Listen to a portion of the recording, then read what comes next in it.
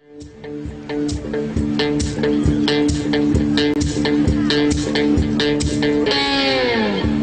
I believe in good vibrations is what creates a beautiful nation. All you need is the will to do right, do right, do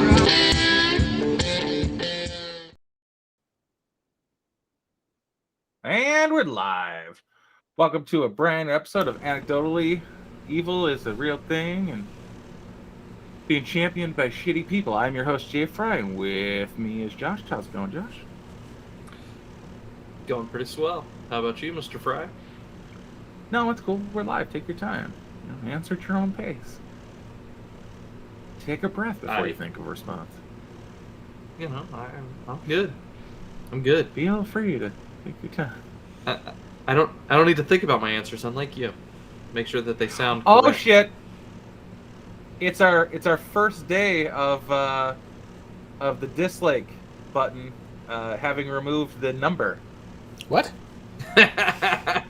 Yeah, That's right. I forgot. well, on my that the end dislike anyway. is gone. Hang on. I've got a 0 in the thumbs up, dicks, and the thumbs down just says dislike next to it. So if everybody could go ahead and give the stream a thumbs down real quick, I want to see if it's okay.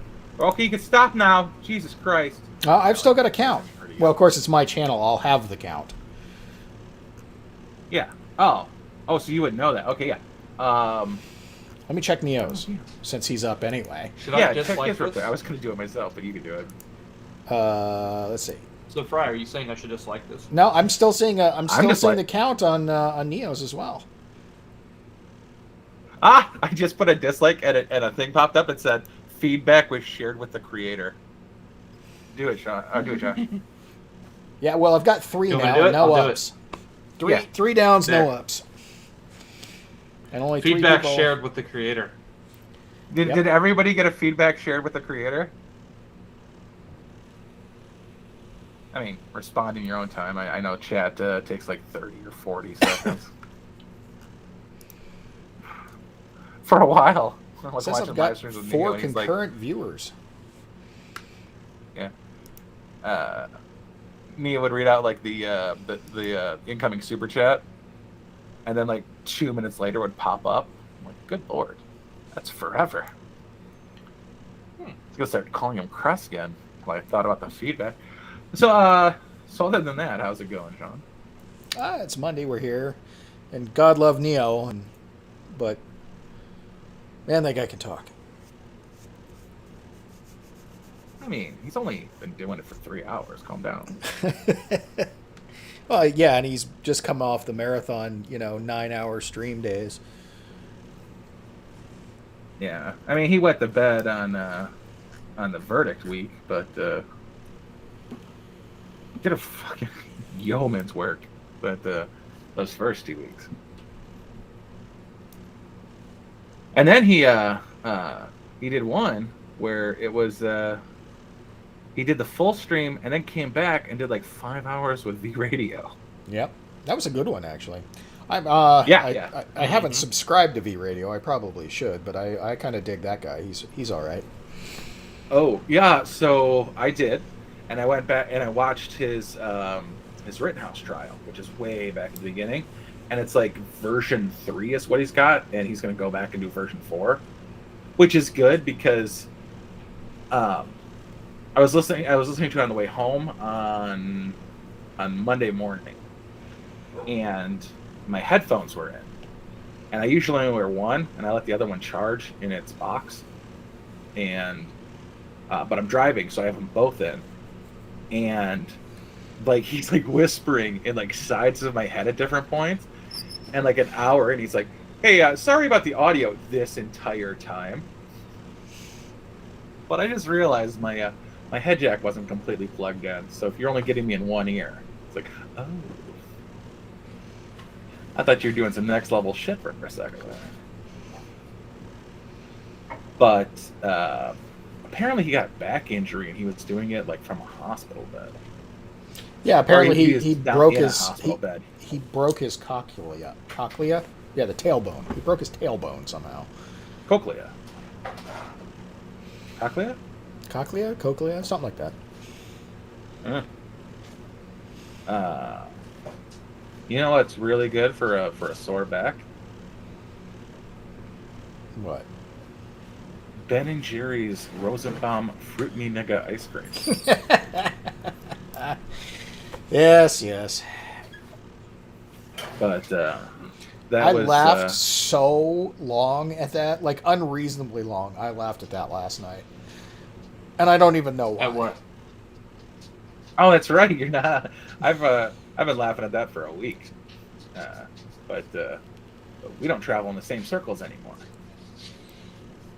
Yeah, despite having 5 cell phones in your house. I'm Twitter retarded. Fair enough. Life's better. Honestly, I mean, if I think about it, I'd create another account and I'd just do the same shit. So I have 2 new ulcers this month that you are not privy to. There's a lot of bombs and bergs in the last 24 hours who've been really shitting on self-defense. Shocker. Yeah. And my interactions are through the roof because I've been picking fights with people in like larger comment sections. And I'm like, oh god, I gotta stop doing this. I mean, I got the boot for such a stupid thing too. Yeah, I played right in when I got my boot. I called a cunt who is a cunt and likes to be a cunt, and she reported me for being a cunt. It's fair. It's fair. Mm-hmm.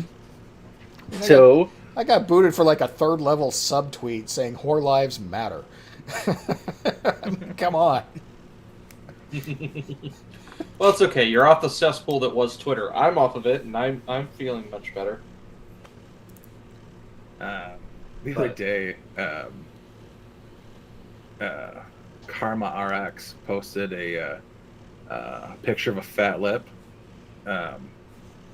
and she had went like 3 rounds with a guy in an MMA kind of fighty thing, and she's like, "You should see the other guy," and she posted a picture. He was pretty fucked up himself, and I'm like, "Come on, I know for a fact you've taken worse shots to the face than that."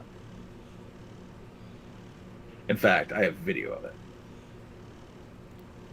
And like 16 likes later, there's one from Karma. I'm like, bitch knows what she does.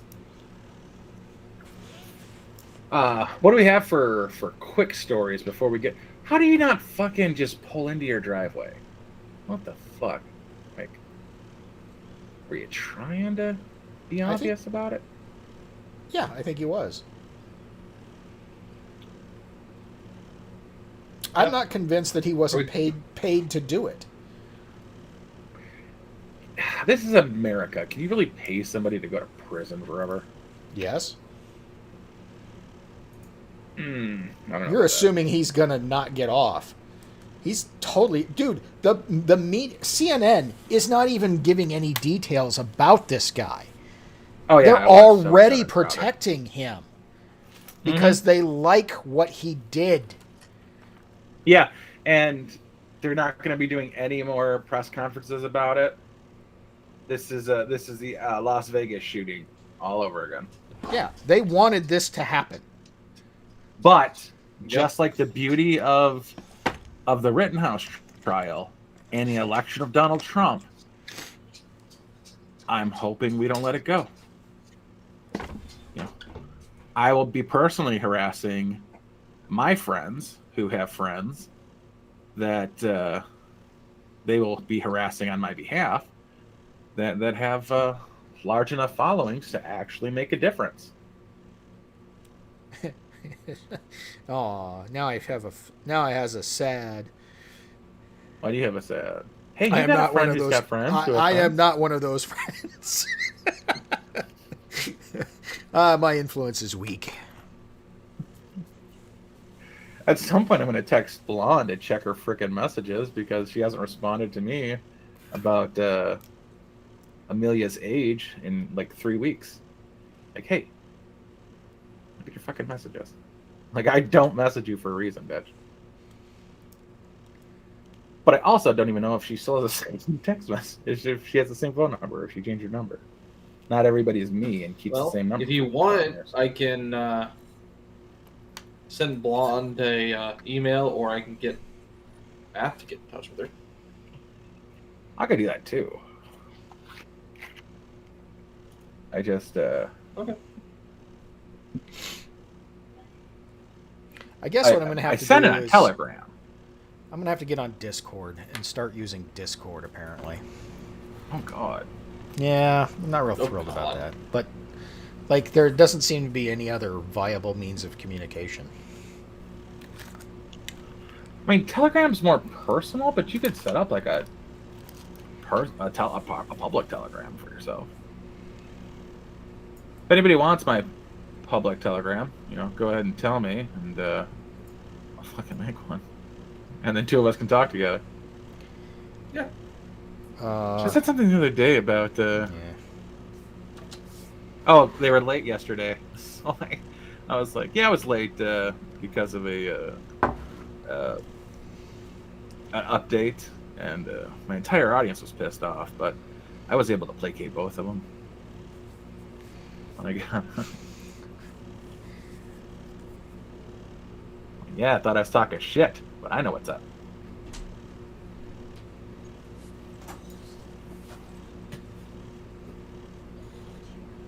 But I don't do this for you plebs. I do this for this pleb right here. And mostly Sean. I don't know what you get up to on Mondays, and I don't like it. Well, I mean, if we weren't doing this, I'd just be, kibitzing on Neo's chat. This Monday? What the fuck, Neo? We really do need to get him back. Not that. Actually, I'd like to go the other way. I'd like him to invite us on. Yeah, Neo, what the shit? No, I'm hoping to get him on and him not know that I also have Matt on. Well, he'll come on if he knows Matt's gonna be on. Yeah, that's no fun in that though. Right. But it's like to get like a moderate, like, what's he at, 35,000 subscribers? Be like, come on my stream with my, what do we have? 12, 13 subscribers? I think we have 150, 170, 78 or something, 73. What? Hang on. How do I have more subscribers than us? Because I'm not very popular, apparently. I need black friends. 74 subscribers. Did that mean we went up or down? I think it went down, actually. I think we were at 78 at one point. Damn it, my popularity! Oh no, I'm so worried. The important part is I still didn't stand. I mean, I'm not going to lie. It would be nice, but we do this once a week, and it's really us just jack and chaw for like 2 or 3 hours. So I understand why we're not. It's not like we're providing content. We're just sitting here shooting shit. Yeah, pretty much. I don't even clip the articles anymore. If we had actual people watching this, I'd have to do like pre-post game stuff. Yeah, if we got to like 20 concurrent viewers, I would feel impetus to actually put something of quality out. Oh, I'd have to get out my webcam. I have to dust these cobwebs off the everything. Yeah, my setup really just isn't at a good angle for a webcam. I'd have to like actually make a studio, or like at least like Gerald A with a side view of his ear the whole time, 'cause he's fucking gigantic. What? Just some sort of nook that would at least be presentable. Scratching it out. Because I got one hanging in there. I'd pull a Josh and just have like the whole yard sale in my background. We don't show it on camera, but I'm gonna talk shit about it anyway. Hey, at least this wall looks professional. The wall we can't see. Yeah. No, I like his decor on the wall. I would have to. Fellas, I'd have I'll be to right Okay. Hi, Kirsten. I would have to turn my whole system on like its side because I do have a cool wall that's not in view, and the wall behind me is like the sliding door to the walk-in closet, and it's like it's not worth it. The view is not there. Yeah, I'd actually have to relocate my whole rig. Yeah. Well, I'd move the futon. There's no fucking way I'm removing these shelves I got for all the bullshit. I suppose I could always put up a fake background, but even then the lighting is piss poor. Smartest thing Jay Fry ever did was stop tagging Matt and I on Twitter because we'd never see it. Oh, I for a while there, I was getting the streams too late to do my Twitter tags, but yeah, no one. Look, for No one most showed of up the anymore, year, anyways. for most of the year, I'm really pressed for time between getting home from work and getting this thing rolling. I like the winter; I get a whole extra hour. Well, I mean, it's the 9 o'clock is a sweet spot between the hour we get with Josh and a little bit of rush it causes you. Right. But I don't go to bed till 6, so I can do this at any fucking time on Monday.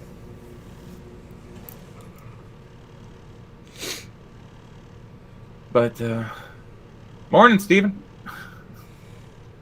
I sent you shit. Look at it. Not now. I mean, eventually. You know, I haven't seen Black Magic in like 2 weeks. Oh. I Hope pretty he's sure I not saw dead. him break his computer the last time he was Yeah. with us in an after show. Oh, yeah. Well, I hope he's not dead. Yeah, he's probably not dead. Probably.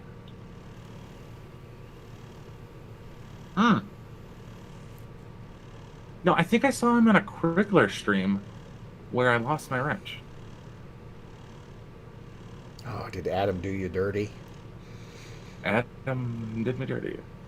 Or I did me dirty, because Savannah had been on, and I'd gone heavily after Savannah for extended period of time.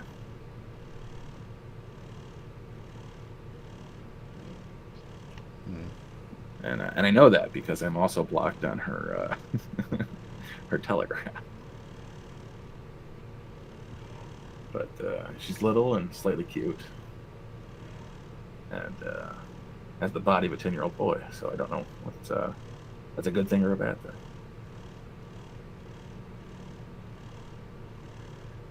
Bill Pullman said it was a good thing, so I'm assuming Paxton. Bill Paxton. God damn. Which one was Hudson? Paxton. Paxton. Pullman fought aliens. He was the president. President fought aliens, yeah. Paxton was Chet. Yes, he was. Who was I talking to? Oh no, we were reminiscing about having lost Art LaFleur, and I called him the poor man's Charles Grodin, and I was like, "Fuck, we lost Charles Grodin this year too." All right, I'm back. Sorry about that. Welcome back. And there's a movie with Robert Downey Jr. before his fall called Heart and Souls, and he's a kid and he's given like 4 guardian angels or whatever, and they talk in his head, and I thought it was Art LaFleur, but it was Charles Grodin, who was the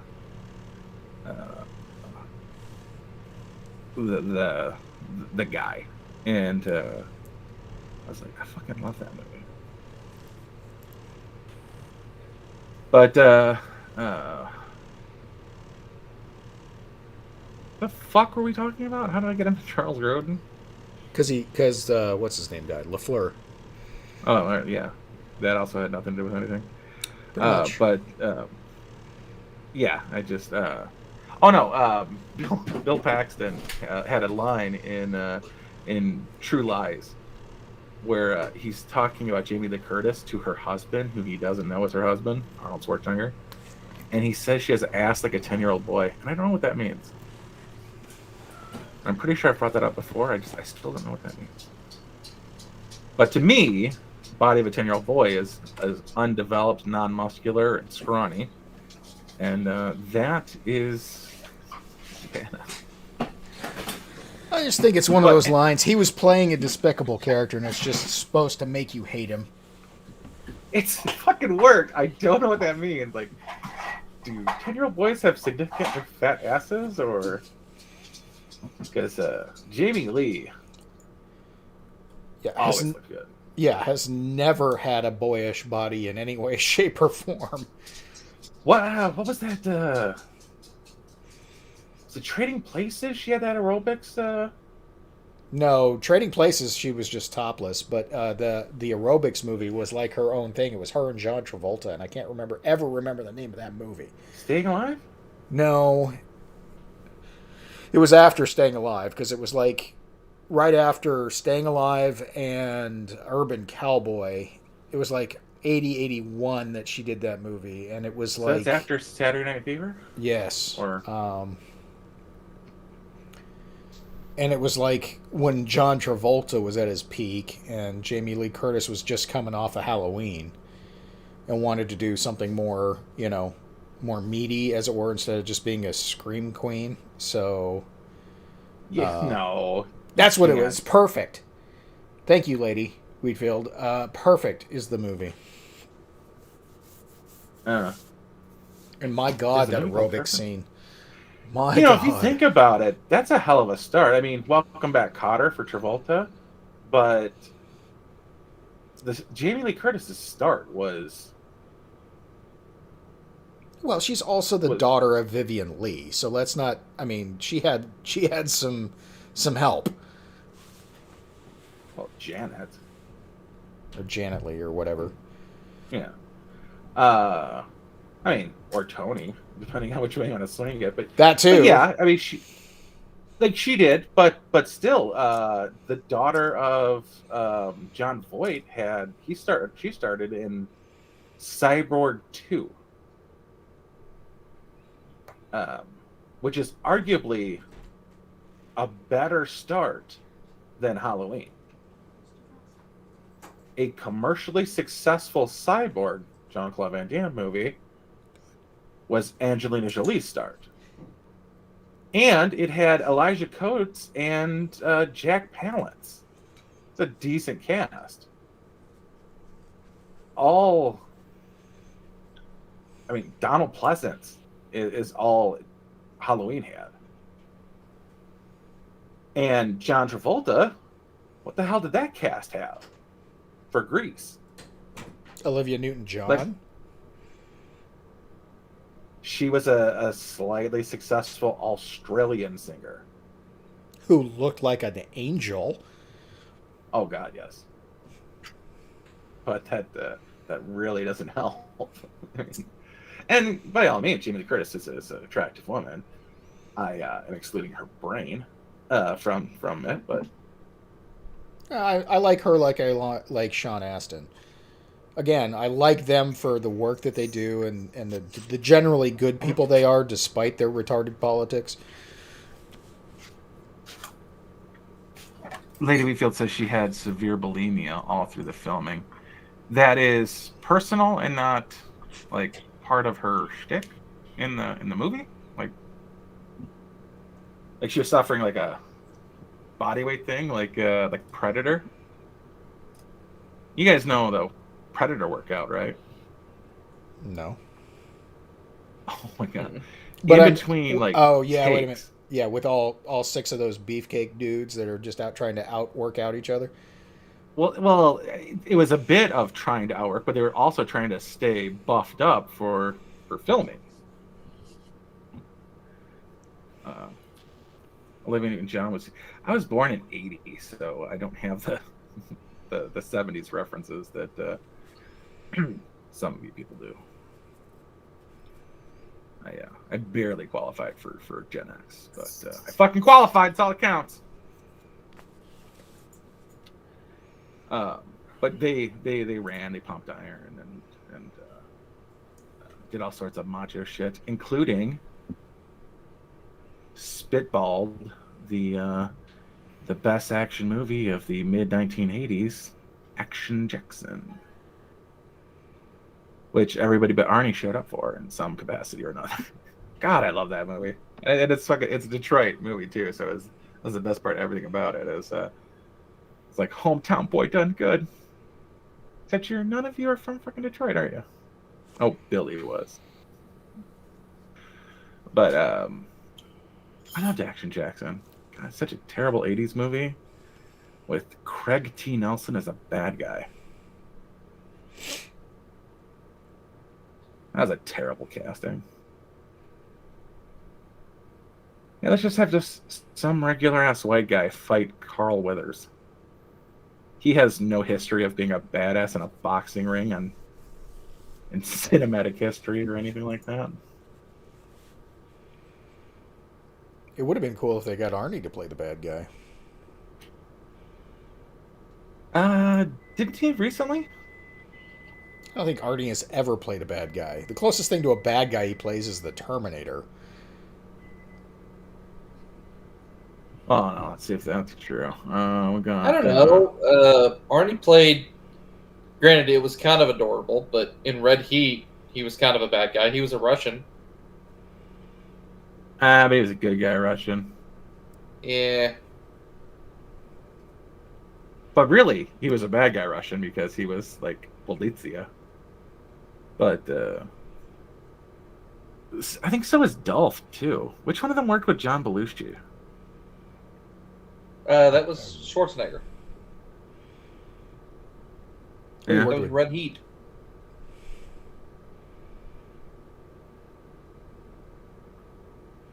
Both never really said. I had the Bo Derek poster. It was a hand me down from like I moved into the room. It was already there. It was acceptable for me to ogle Olivia Newton-John as a kid because my parents liked her music. So Bloodsport is the best 80s bet, and there's a Bloodsport 2 coming out, Lady Wheatfield. But it's also supposedly like Frank Dukes is a real person, and he wrote the Bloodsport as a real story that happened to him. But if you follow the actual story, it makes no sense. First off, it's a secret fight that nobody knows about, but there's betting on it. And the first fight is it's 1 round elimination, and the first fight is 52 winners are chosen. For 52 winners to be chosen, that literally means the numbers are just kind of astounding. means there has to be 104 fighters.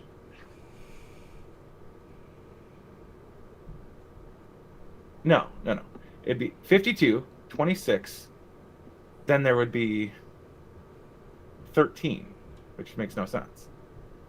But then from 13, so there'd only be 5 fights from start to finish, but there was many more than that. Well, if you start out with 52 winners, that means there was originally 104. Because there has to be 52 losers.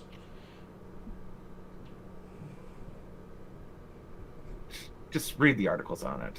Anyway, he wrote Bloodsport and he wrote The Quest. So Frank Dukes had a fetish and a gambling problem, and he was arrested, and he had some very many issues. And apparently, he was fine with breaking and entering and stealing at a very young age from Koreans who teach you kickboxing, and somehow have access to the dim mak from kickboxing. Here, cat. Yeah. No, it wasn't 52. It wasn't 52 fights. He fought 52 rounds. That's what it was. because that meant that there was millions of fights. I was going to fighters. say that makes more sense. Yeah, that would be tons and tons and tons of people that he would have to fight. Yeah, Or it's that like had to fight. an entire state in Alaska, or an entire Alaskan province worth of people.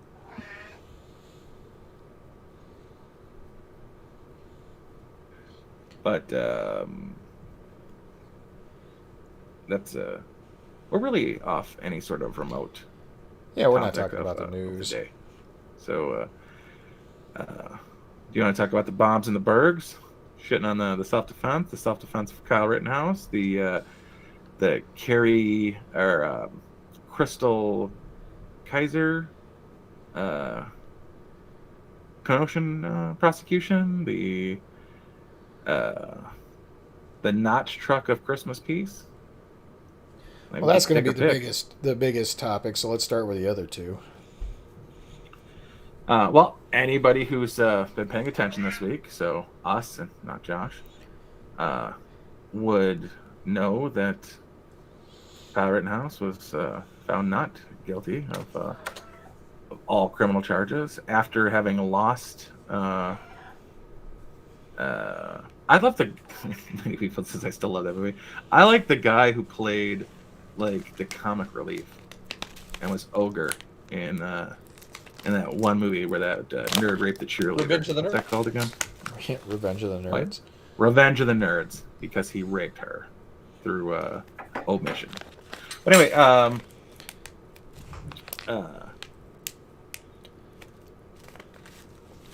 apparently somebody was able to find something that alluded to something where they were able to quote it and say that the Proud Boys, the white supremacist group, is ready to stack bodies in the name of patriotism and self-defense in Wisconsin.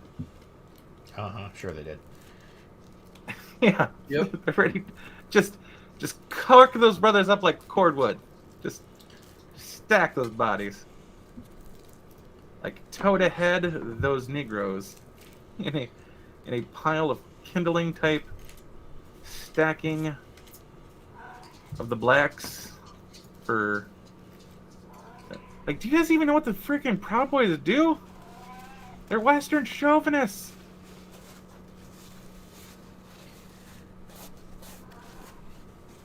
You're not a militia? There's nothing about this group that... Oh, for fuck's sake. Just a lot of Bergs and bombs out there being upset. And we... Kyle really isn't the issue. I'm glad he got everything solved. And we found out at the end of the trial that Kyle Rittenhouse, like I feel, is really is the ugly crier that he was on the stand. Mm. I thought it was a panic attack, which it was a panic attack. But I thought it was more of a panic attack than it was crying, because what he was describing was being closed in on and realizing he had no escape. Which is the part of the panic attack, but apparently he was also crying because he was remembering what he had to do next. But yeah, when the verdict came in and he did that ugly cry again, I was happy he was found not guilty, and I was exceptionally happy because now I can mock that guy for being such an ugly crier. Did you see the picture of him in the car leaving the courthouse with that giant smile on his face? Uh-huh. Yep. Yeah. He was going to McDonald's, man.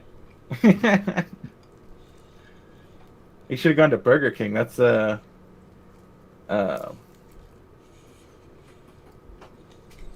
former Robert Downey Jr., who is now just Robert Downey, said that when he got out of, he was released on bail for one of his many drug charges and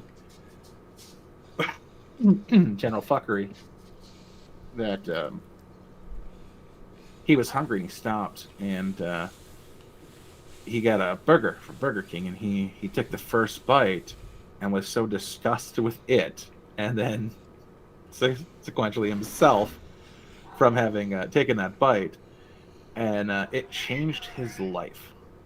Like, it was it was such a low point in his existence that's what turned his life around and caused him to go to rehab. A burger from the king. But oddly, is now when he does like events or something, he goes and buys Burger King for everybody and brings it to them. Yeah, because he wants them to experience that. Like, this is your low point. He even, when he got out, when Tony Stark came back from, being the hostage, he got a burger from Burger King.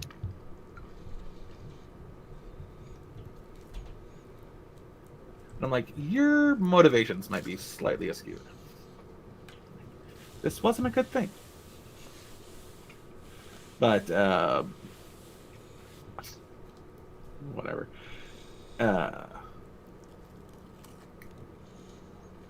He's going to be on Tucker, and Nick Salmon gave him a call. Barnes, one of his former lawyers, who was stopped by his personal security from continuing with the case, who literally spent hundreds of thousands of dollars of his own money.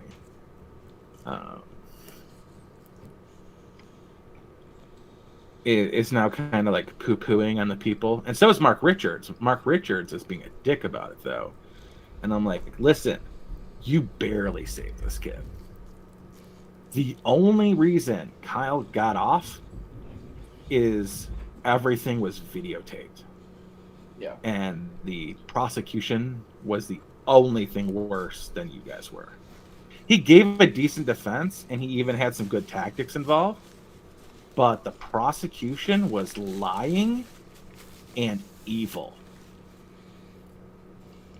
And even the judge, who clearly had a bias towards letting the jury see everything, couldn't let what was happening stand. Like you're the worst, so I don't want to hear from you guys. It's a self-defense case. You do not play your videos in slow motion in a self-defense case. You play them at regular speed and you talk slowly.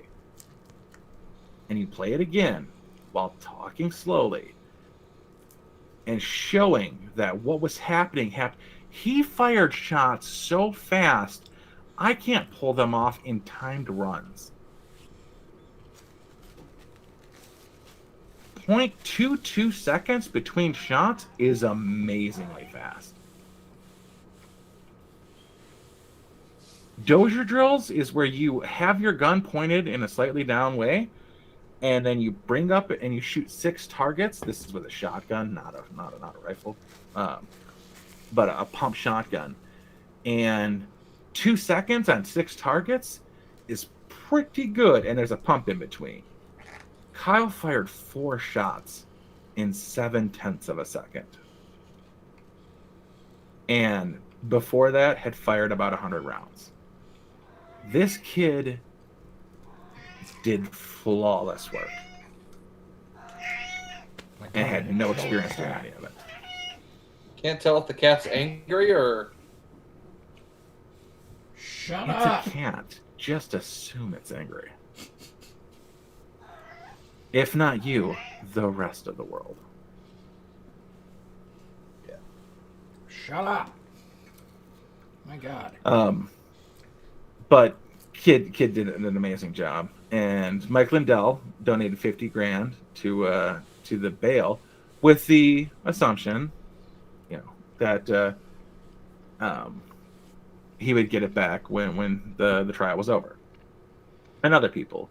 And people are trying to give Mike Lindell more credit than he deserves. Mike Lindell tried to back away from the credit. He doesn't deserve any credit, really. But good on Mike Lindell for stepping up for the bail, as it were. I'm not donating money to you. I'm donating money to your bail. When it's done, I get it back. That's how bail works. But all sorts of lawyers and everybody involved are trying to get their hands on it, even though Robert Barnes did the fundraising and secured the payment for the defense team, all of them, which is not part of that bail. Nothing but security should be part of that bail, and security wants to get their hands on everything, and they're already pimping Kyle out to Tucker Carlson and others. But I think rightfully Nick Sandman waited till after the verdict to get in touch with him, because Nick Sandman himself is a controversial character in some media circles. And everybody reported on it, so I think it was right to wait. You don't want that kind of influence. If you're an influential person, you don't want your influence to influence in a good or bad way. But especially if it could hurt somebody you're trying to help. So now Rep Gozer and Rep Gates saying like, well, I'm going to get this kid as an intern. Yeah, maybe not so much. Calm down with that. Besides, he's if I'm reading everything right, he's going to ASU anyway, so he'll be Biggs's intern. Tempe itself, where ASU is, has a Democrat, I believe. Biggs is mine, but I'm out in the east side, the far east side. And Gozar, the Gozarian, is my in-laws rep up in Prescott, so. Are you fucking eating? No, why would I do that? Are you lying to me as well? No, I'm not. I'm drinking. It's technically not eating. Like, yeah, you caught me mid-sip. Why did that inflection go up? You caught me mid-sip. Okay. Like, you got some balls. It's his stream. He can do whatever the fuck he wants. Technically my stream. I mean, we are on his channel. Oh yeah, like any liability, it's all his. But true. Jay Fry's the star here. any Lord revenue knows, coming in. Lord knows I'm not. Ain't nobody here for me. By the way, I stopped paying the Google bill, so we'll see in a month's time if I have to start paying the Google bill again. We could always Pretty sure I read it's free now. Yeah, we can always find some other means. Yeah. The aforementioned 16 friends. The aforementioned Discord is always a possibility. Oh, my Discord never works right. When I was on, when I did Beauty in the Beta, back when it was Beauty in the Beta, it was hard to hear the questioner and respond at the same time because it just filled up like everything on my computer. And it does the same thing on my phone. It was just impossible. That's why Bryden and I had such a hard time doing our stream together. But we might do another stream. Probably do poorly reviewed movies or something. Maybe in the new year we'll get something put together. We'll do something racist, like trial watching. Because apparently that's bad, and Ricada is he's making his rounds. He left his own stream with his lawyers on it talking. It's like, I'll be back in 20 minutes. I gotta go do Glenn Beck radio show. He just abandoned his own stream and went off and did something. He came back. He's like, yeah, that was longer than I thought. Jesus. Like last time I saw somebody leave their own stream, Donk Illusion pulled out his dick. like don't leave. I guess your lawyers, you're a little bit more professional than that guy. But yeah, I don't know. Last time I left my own stream, the guy who was still here just muted up and hid. I was scared. I don't like to talk in public. Yeah, well, I got over that. Did you guys catch Crowder with his interview with the Jersey truck driver? No. Yeah. God, that was terrible. Yeah, it was absolutely terrible. It's like That truck driver had no idea what the hell he was doing. Yeah. So, what's your stance on bringing DSL, maybe fiber optic to the great state of New Jersey? What did he have? Maybe you want to hang up and try this on your cell phone? Was it Ed He might Durr have that he was two bars. interviewing? Yeah. Yeah. Oh, okay. Absolutely terrible connection. Yeah. Like, I don't even know how he knew to ask questions because I wasn't sure if they were talking or not. It was absolute shit connection. But today he put a note for himself of something he was going to address that I wanted him to address, and he didn't address it. I forgot what it was. But I was like, you forgot to address that thing that I wanted to hear about. He probably did it on the once he kicked YouTube. Yeah, probably. That's probably why he. I'm going to pay your fucking Mud Club fees. Yeah, the only paywall that I've managed to get, well, not that I managed to. The only one I'm choosing to go beyond has been Lotus Eaters. I can't be arsed out to subscribe to Timcast. I can't be arsed out for Mug Club again. I kind of want to do uncensored. Is it uncensored or whatever Razor Fist is behind? Is that... No, that's not unsubscribed. What is it?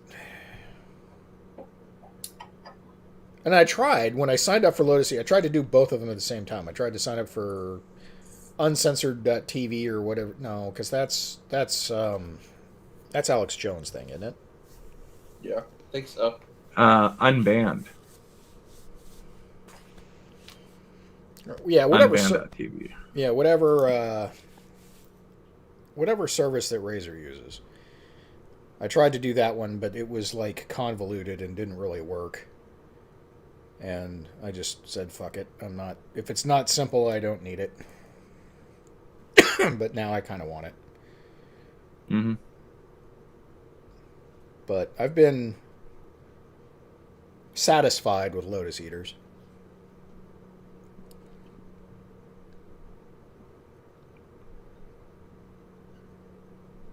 Although it's kind of geeky. Yeah, no kidding. I don't really watch Sargon anymore.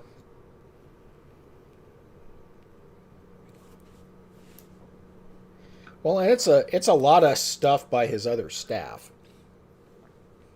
Yeah. which is fine. I mean, it's nice to see new faces and new takes and stuff like that. But Right. I mean, he doesn't really post on Sargon of Akkad very often anymore either. yeah, like once a week he'll go live for about an hour just to fritter away some time. But yeah, he doesn't do much there at all anymore. No, which is kind of disappointing. Because I always enjoyed his stuff, so. I mean, you can do the podcast of Lotus Eaters is always free, and it's fairly decent.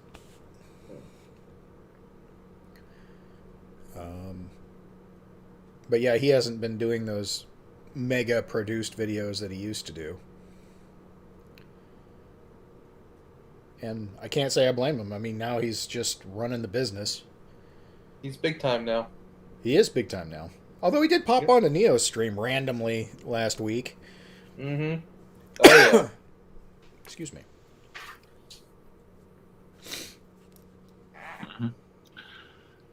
All right, let's talk about Crostal. Who? About what? Crostal Gizzard. It's a fucked up way of spelling crystal. Mm. But when she was 17, censored TV is Gavin McInnes. That's all it says. So, are you mixing up uncensored and censored? I don't know. Hang on. I'll go to his channel and find out. You go on about Crystal, and I'll figure this out. Okay. Crystal was arrested at 17, so she was 17 at the time because this happened in 2018, so 3 years ago.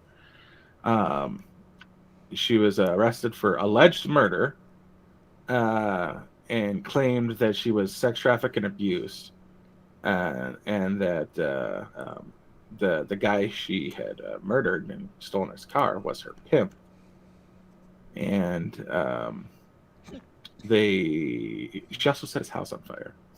That's also important. She shot him twice, set his house on fire, then stole his car. She was arrested in Kenosha County, and she awaited in the detention facility. The Kenosha County prosecutor, not Binger, but Binger's boss, charged her with first-degree intentional homicide, use of a dangerous weapon, and 4 other felonies, and said that in the court that the murder was premeditated. So unauthorized. That's different. And that she would face a mandatory life sentence in prison.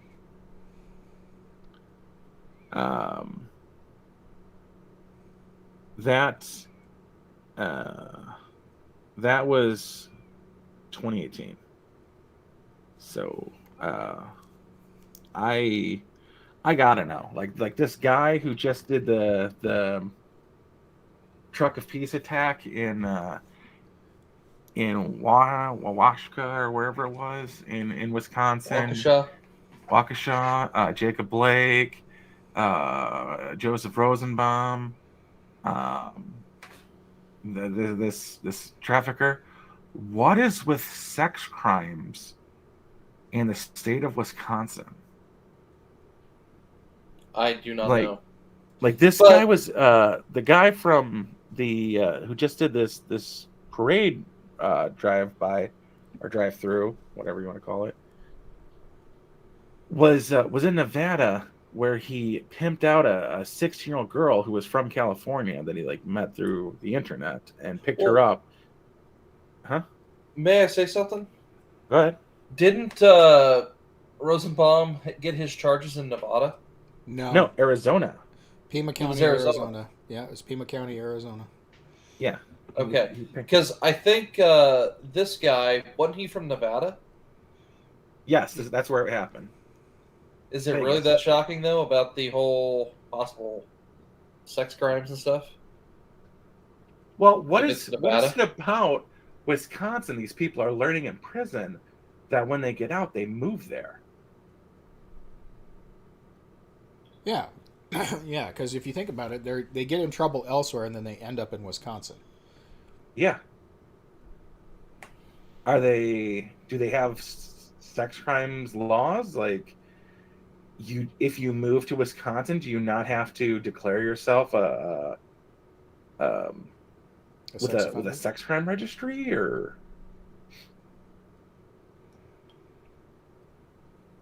I have no idea. Elite Sally Toys, yeah. I do not know if it was Facebook or Instagram or anything, but yeah, pedos and Instagram have a very friendly relationship. Well, and there's been much more of a full court press from academia. Well, I shouldn't even say academia, because these people are fucking disgusting and give up whatever credentials they have when they go down this road. But there's been a full but court it's still press supported by them, so it is academia. Yeah, I mean they're going full court. We're going to change it from pedophilia to minor attracted people and push for it. And it's just a sexuality. It's nothing. It shouldn't be criminalized. Blah blah blah blah blah. Which, well, see, again, here's the thing. If you're noodling about that, you might not be wrong. The problem is that when that enters the real world, it becomes a fucking unacceptable problem that you have to deal with. Yeah, I don't care if you're a pedophile or a pederast. Like, I don't care that one of those means a 12-year-old with mosquito bites and the other means a 12-year-old with B cups. I don't care if one means prepubescent and postpubescent. 12 and 14 is the same goddamn number to me. Well, and let's not fake the funk here. The bigger problem with this is NAMBLA aspect to it. Yeah, pedophilia against girls is a problem, but let's not limit it to just that. Rosenbaum diddled boys. Lady Wheatfield says pedos need to be cured of their lead deficiency. Good night, Lady Wheatfield. I agree with that. Like, take 2 of these and call me in the "you're dead." Okay, go on. Well, I was just saying, excuse me, that Rosenbaum dated single mothers so that he could get their sons. Mm-hmm. But 9 and 12. Yeah, the defense is this happened 18 years ago, which made JoJo 17. I'm like, the kid was still 9. 17 and 9, very different ages. I don't care about the 17-year-old boy that got molested by the 25-year-old teacher. I care a little bit more about the 17-year-old girl molested by the 40-year-old teacher. But the 17-year-old boy fucking 9-year-olds is a very big problem for me. Don't matter which way it is. But that goes back to when he was 17 and they were 9. I'm talking about the dating women now to get to their kids.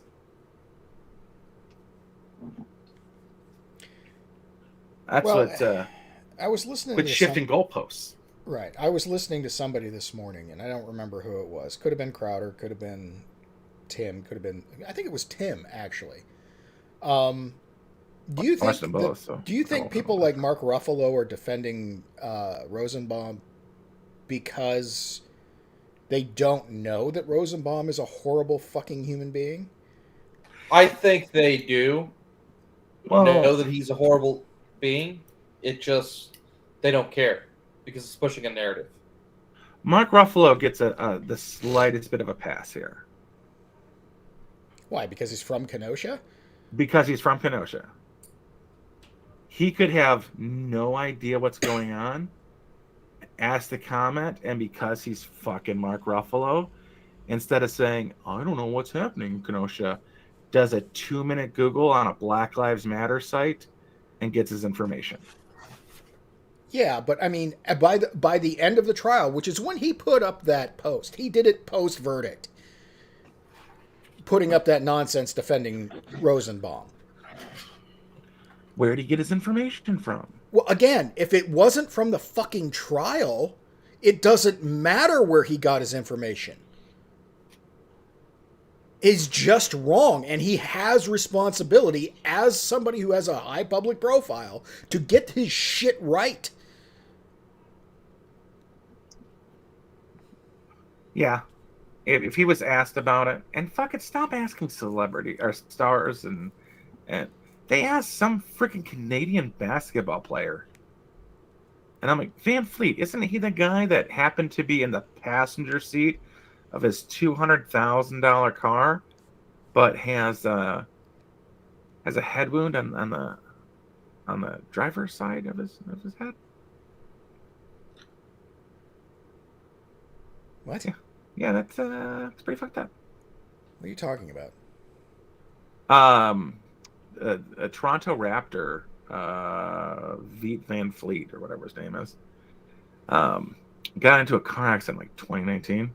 Okay. And he was drunk, and so what happened was he got into a car accident, and he hit his head on the driver's side window. Okay. And at some point, he woke up his passenger, who broke his leg, and put him in the driver's seat and paid him to take the fall and claim he was in the passenger seat. But he broke his fucking driver's side window with his head.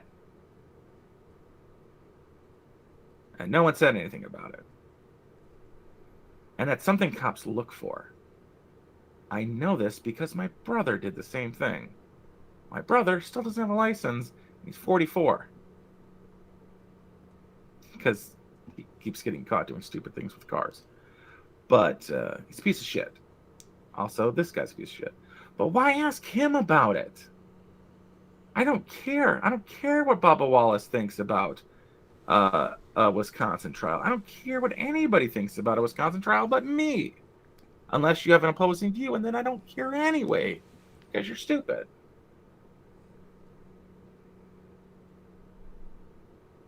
Oh, yeah. Rittenhouse came out supporting BLM and peaceful protests. I support peaceful protests.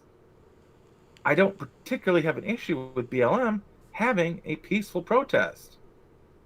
Now, I actually mean a peaceful protest, and not what's going on in the media calling mostly peaceful protests. But yeah, the kid went out there, cleaned up graffiti, got a medical bag together, and helped so many people that night he had to refill his medical bag from other people's medical bags. He was out there to help the community, all of the community. He wasn't shutting down anybody's free speech. They were practicing their First Amendment while he was practicing his Second Amendment. I don't have an issue with that. No. I don't have an issue with Kyle coming out and saying he supports BLM. To me, that makes a ton of sense. No, hang on. Hear me out. He's 18-year-old. Exactly. He's a kid. He just went through a horrible traumatic experience. And he was painted as a white supremacist and a racist by our sitting president of the United States, as well as most of the media, the corporate media. So this makes strategic sense, if nothing else.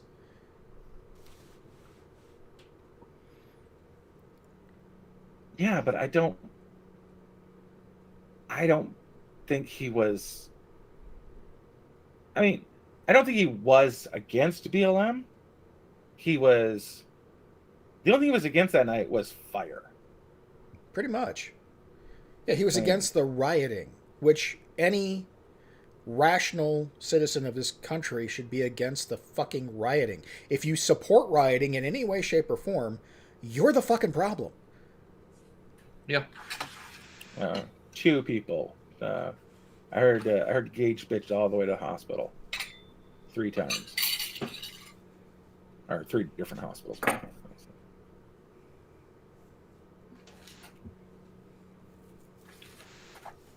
Done with that brownie? Oh, yeah. Go ahead. Go ahead and I was set done that with plate that anymore. A while ago. I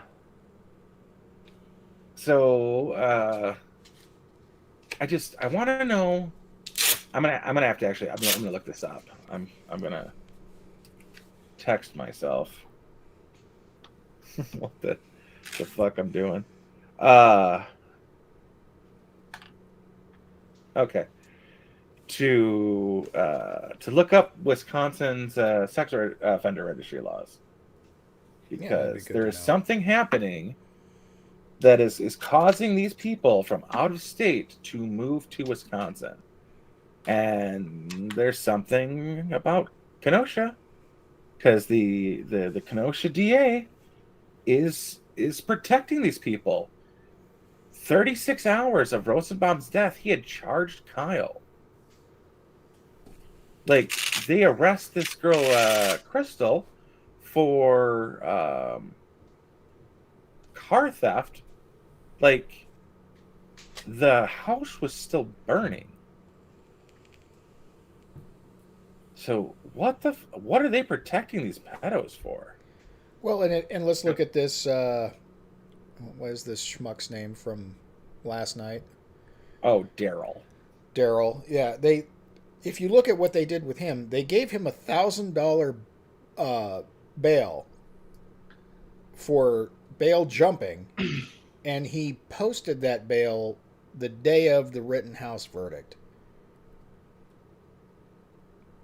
Oh, yeah. They intentionally let this fucker go that very day. In my world, as a bail enforcement for a bail bondsman, you do not get access to that kind of thing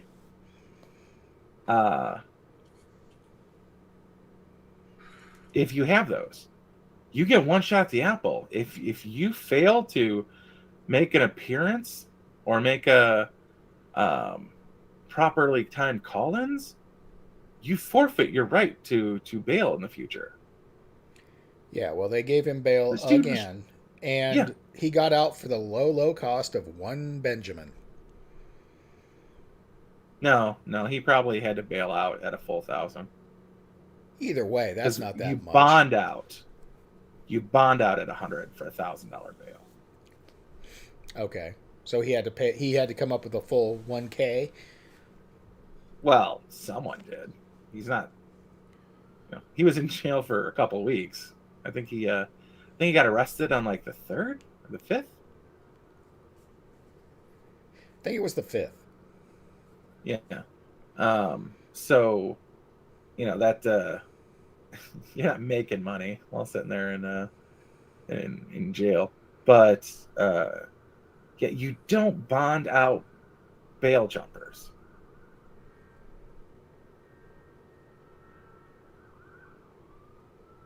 I'll have to look to see if he. There's got to be record whether he paid the full bond or the full bail or if he just bonded. You don't bond at bail jumpers. You're not supposed to, but this is fucking Wisconsin we're talking about. Look what fucking Binger and Krause did. I don't trust that state to do the right thing at all. Again, it's so much so that you're going to go look up how they handle child trafficking or sex trafficking. Because no, you're sex right. registry.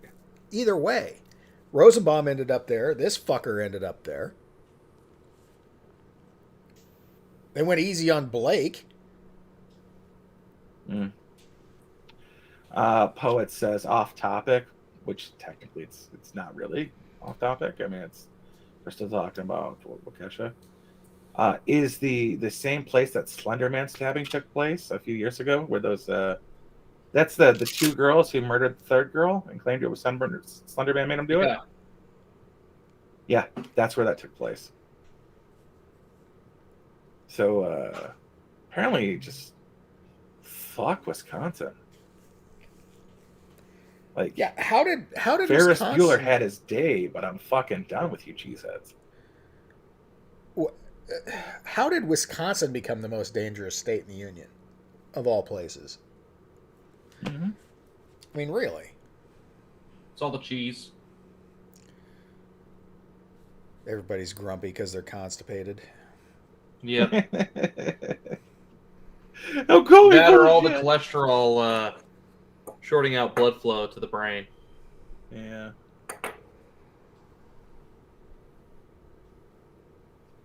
I don't know. Their cops are interesting. Well, all right. So you don't forfeit your bond. When you're 10%. All right. When you bond, there's a certain agreement that goes with it, and there are fines and fees involved, and they're withheld until after the court date. Either way, once a decision is made, then that's processed, and up to the full 10% can be used to pay for either court fees or the bail bondsman in fees for bonding you the amount. You can theoretically receive money back if you are found not guilty or guilty. But the 10% is just to cover everything.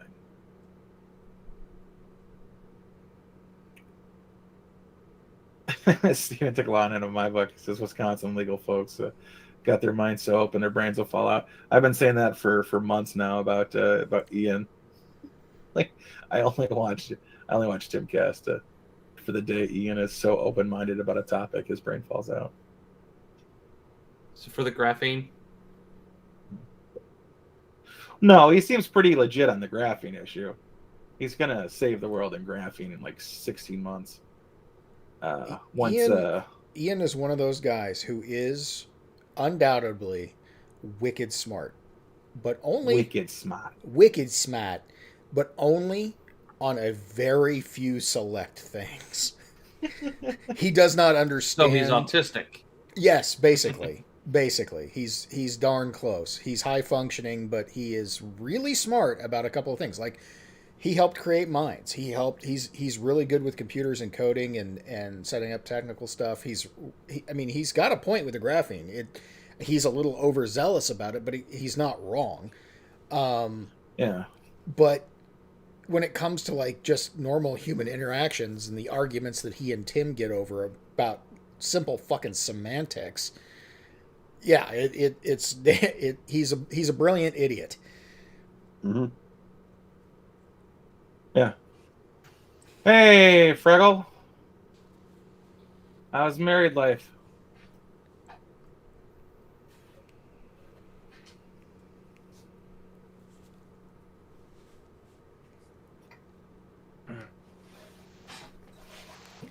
Do you see Luke Wardowski and Tim getting into a fight about Bill Gates?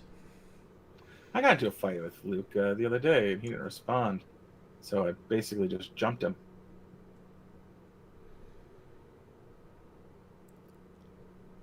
Luke is another one of those guys that doesn't know when to shut up.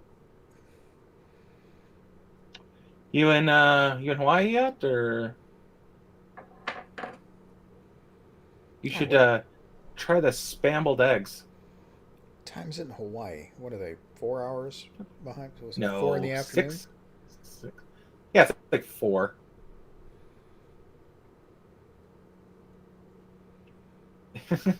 Ian's brain only works if he's microdosing. Yeah, LSD or. That may be true. Like I said, the guy is hyper smart on some stuff, but when it comes to just dealing with reality, he's not the sharpest tool in the shed. Luke posted, if you think this guy is a hero, and it's a picture of Kyle Rittenhouse, but don't know who this guy is, media programming. And it was the whistleblower for which whistleblower was it? It was one of the whistleblowers. The one Justin, we can't say? No, God, no. He doesn't even count. Mr. Marshmallow is full of shit and like somehow related to Adam Schiff. But Justin, anyway, I knew who it was, but it's like half a shit take is still a shit take. You know, it only takes one turd in the punch bowl to ruin the entire bowl. I don't care how big it is. But I don't think Kyle's a hero, but I'm glad he was there doing what he did. Because, all right, Tim likes to talk about the Sigma 6, which is Six Sigma series. Anyways, it's the policy Amazon has: 99.99% errorless shipping. That means one error in 100,000. For Amazon, that's like 3 errors a day. That's a couple hundred errors in a country of 330 million people. And Rosenbaum is a fucking error. What would have happened if Rosenbaum would have got that gun is what happened when Kyle defended himself. He would have got the gun. He would have shot Kyle, because that's what you fucking do when you're going for a gun. You don't say, I got your gun. You shoot the person and you take their gun. And the same shit would have happened, only they would have had to come to him because he wouldn't have ran. It would have been different people, but the same shit would have happened. They'd attacked Rosenbaum for shooting Kyle instead of Kyle shooting Rosenbaum, and he'd have emptied the mag. And it would have been a much worse situation. Yeah. Like, there's no argument. What are you doing trying to get a gun from somebody who has not done anything with that gun all night long?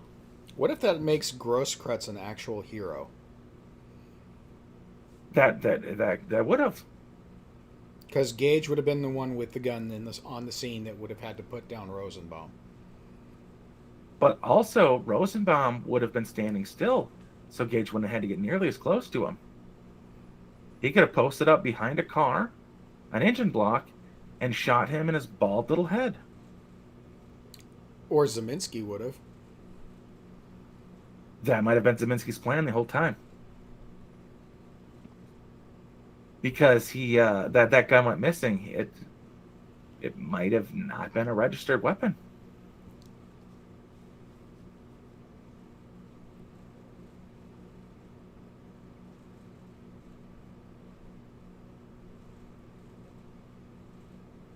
Maynard's now defending his LSD comment.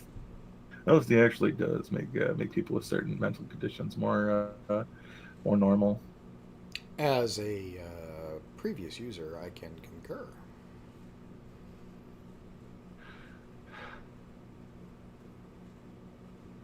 Oh, Black Magic had a drinking problem. He didn't have anything to drink, but that seems to be solved now.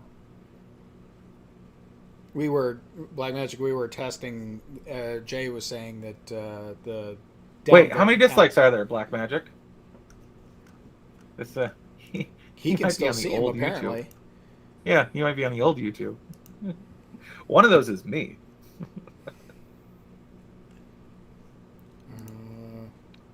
Mine shows 2 likes and a dislike, and it's glowing because it's mine. Fellas, I'm going to go ahead and hop off here. I got work in the morning. Okay, before you go, there was the question I wanted to ask you. Apparently, there's somebody who was about to be popped off by the state in Oklahoma. Julius Jones. Julius Jones. But I guess at the 11th hour, they commuted his sentence to life without Thanks, parole. Kim. But was that what? But what they were saying is that life sentence in Oklahoma is 25 years. Does that mean he's going to walk after 25 years? I believe so, but don't question me on it. I don't. I'm not a practicing lawyer. I don't know the law that well. That was actually news to me. Yeah, I can't imagine that if you commute somebody to life without parole, that they get to walk after 25 years, because life means life, not 25 fucking years. Yeah, I don't know. And you were about to end this dude's life. Why would you let him go? You dude. Fuck if I know.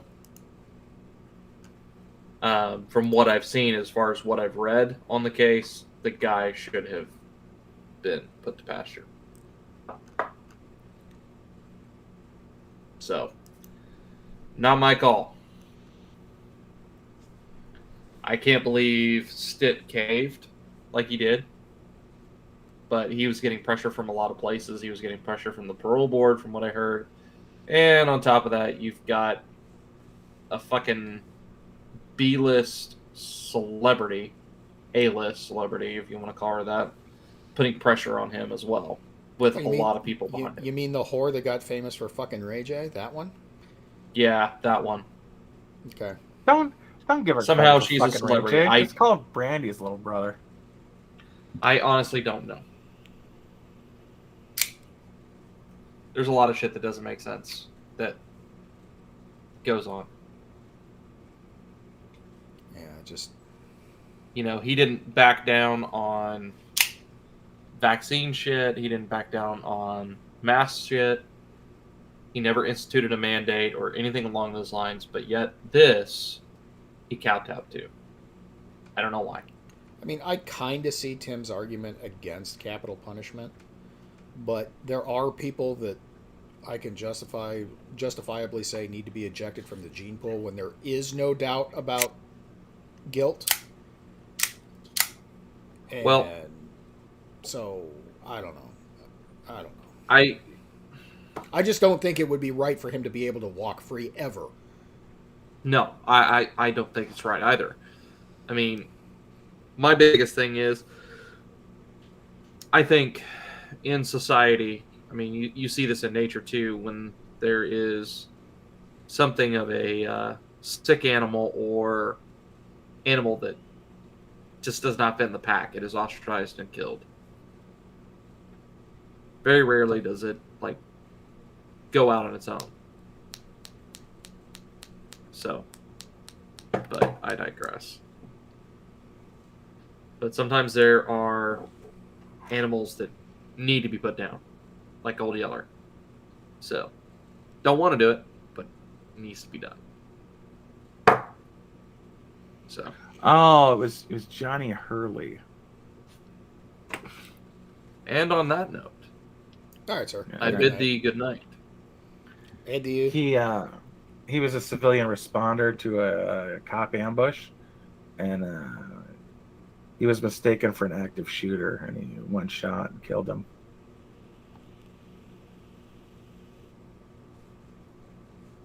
I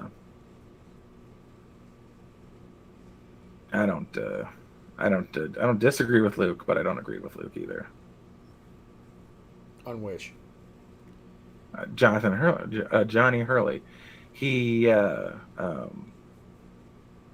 like there's a difference between being the first responder and joining a first response unit. You don't do that. If the cops are there, your job is done. Unless it's the fucking North Hollywood shootout. And you have armor-piercing rounds. Well, technically, the cops were on scene for Kyle's nonsense.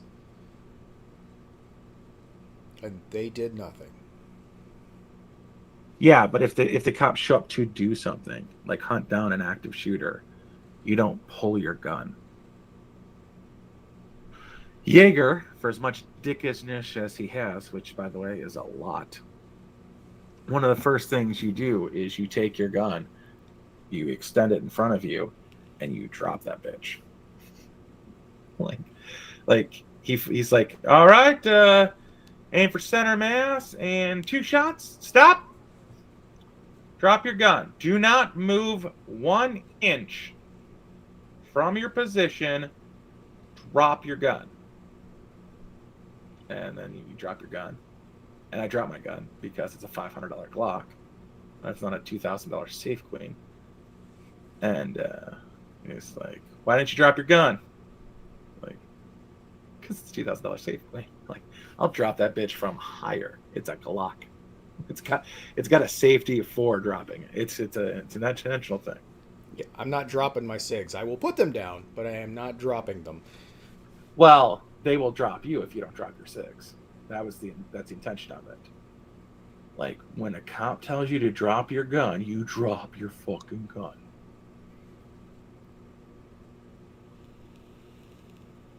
And I was like, yeah, I agree with that statement.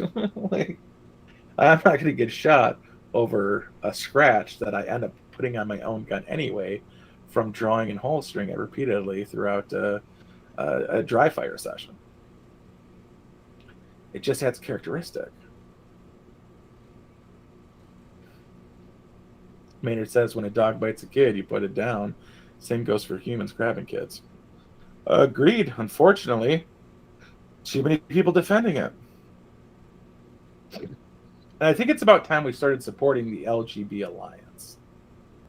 Agreed. None of us here have a problem with the gays because all of us are effective enough in our heterosexuality, besides for Steven, who's one of those icky gays. What is happening and what they're supporting is the LGB Alliance is saying, hey, quit fucking kids. Quit teaching kids. Because if you're honest with yourself,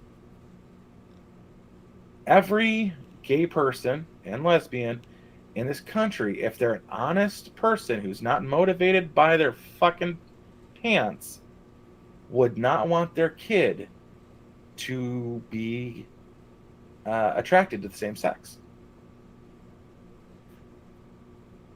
I got divorced in 2017, so 4 years ago. I have sporadically dated with nothing serious for the last 4 years. And I'm open to about 50% of the sex. And anyone who's female. And then my own little ew, Steven, stop it. My love you too, bro. And then my own little quirks limit me to much less than the 50%, and then it narrows it down. So I've got about a 7 to 10%. My age or a little younger, a little older, with kids, without kids. So there's nothing there. Socioeconomically, there's so I'm not open to half of the entire 330 million of Americans. I've somebody in my social economic system, my influences, my likes. So culturally, classically, there's some not black. There's some issues that make up my dating preference. And just kidding, it's totally fine if you're black as long as you're white. And so it narrows it down. Now you take the same thing with the gays, and that's all LGBT, every part, lesbian, gay, bi, whatever else that's involved, 5% of the community. So you're already starting at a much more minuscule number, and then you're narrowing it down from there. And in reality, you want no one wants an ugly kid, and it's perfectly acceptable to, in your heart of heart, to not want an ugly kid, not want a fat kid, not want a retarded kid. What you get is different than what you want, and you're going to love what you have, but you want the best for your kids.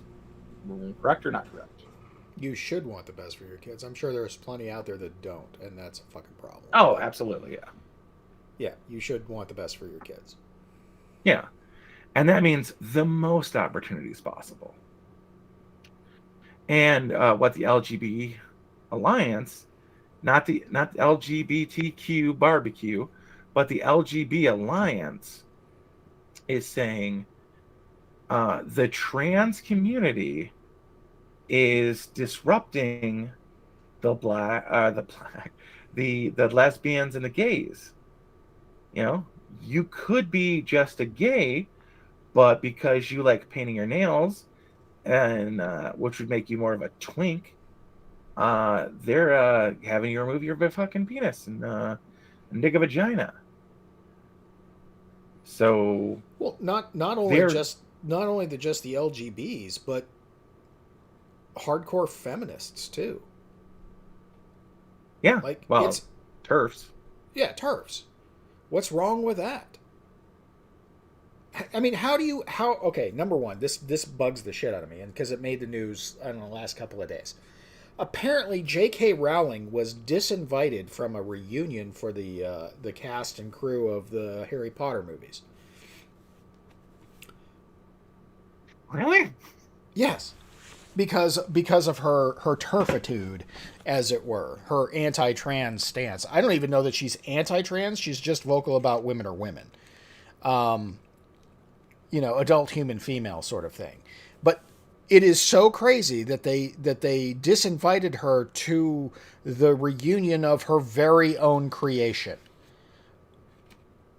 How that's a thing is beyond me, but not only that, why wouldn't she just go then, okay, then you cannot call it a Harry Potter reunion because I own Harry Potter.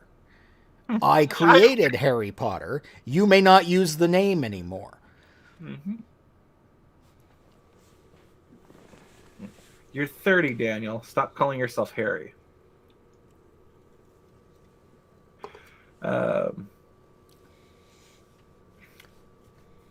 Well, I'm really curious as to how many of these celebrities and stars actually buy into this for realsies, or they're just doing it because they know it's career suicide if they don't.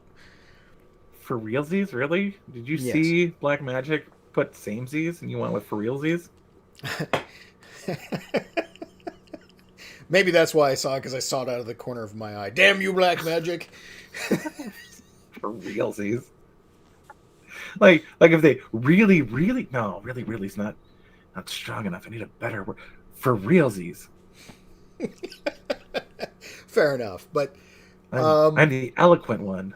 like, I'm sure Mark Ruffalo does buy into the bullshit because he's a fucking moron. Same with Dave Bautista. Oh, so we're just talking about Hollywood because Mark Ruffalo was not in Harry Potter. Right. No, I'm just talking about Hollywood in general.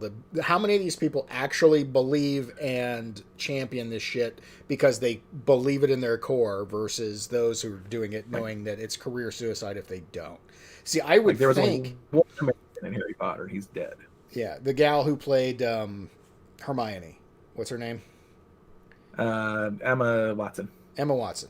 Do you think she's not a TERF? Because I would imagine that she's actually probably a TERF. But she cannot come out as a TERF because she sees directly what they're doing to the woman who enabled her to have a career at all. The richest woman in the world. Well, I don't know. Oprah might have more cash. I'm not exactly sure. But it's between Oprah and J.K. Rowling as the richest person in the world. I mean, they both have more money than the goddamn queen, for God's sakes. But not as much land. Yet. We don't know. I mean, Oprah could have gone full Bill Gates here and bought a lot of farmland. We don't know. Buying up farmland. She's really the one behind the smallpox. She's the reason that steak prices are so goddamn high.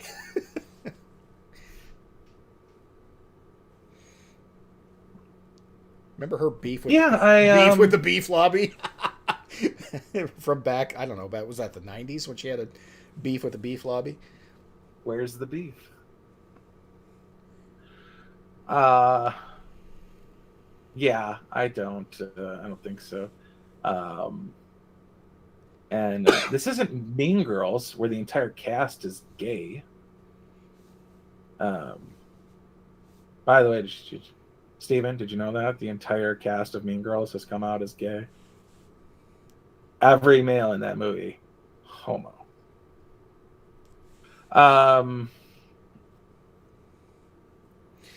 Okay, so the difference here, Maynard, would be that Oprah and J.K. Rowling actually earned their money and weren't a whore for cash like Bezos' ex-wife. Oof.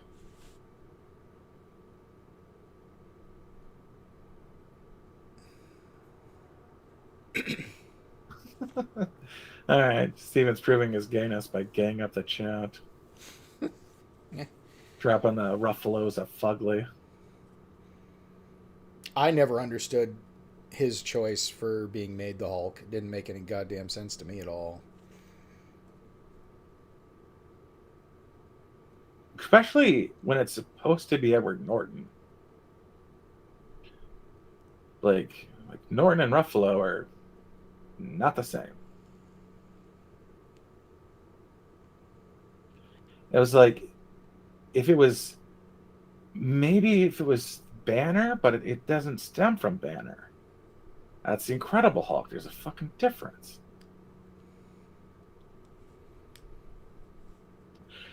Anyway, off of Marvel, we'll talk about that in the stream. But yeah, I don't.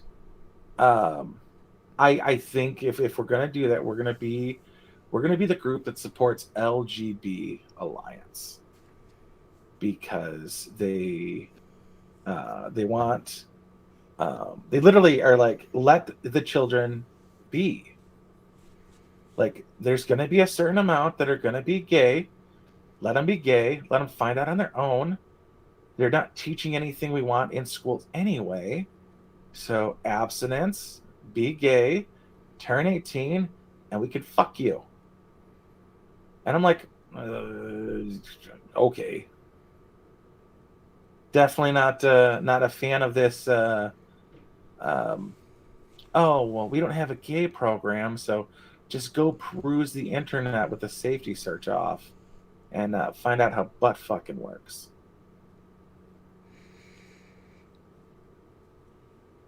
Sex ed should be enough to either cover all the bases or not get people pregnant. Well, there's Your school should not, huh? I was going to say there's a difference between sex education and reproductive education. Yeah. We either have minimalist reproductive education or full sex ed. Like step number one, see that little beanie part? That's the clitoris. Yeah. About 2 inches deep and 1 inch up in the vagina, there's a sack of nerves. That's the fun spot for women. Hunt around for it. They'll claim you can't find it. They know you can.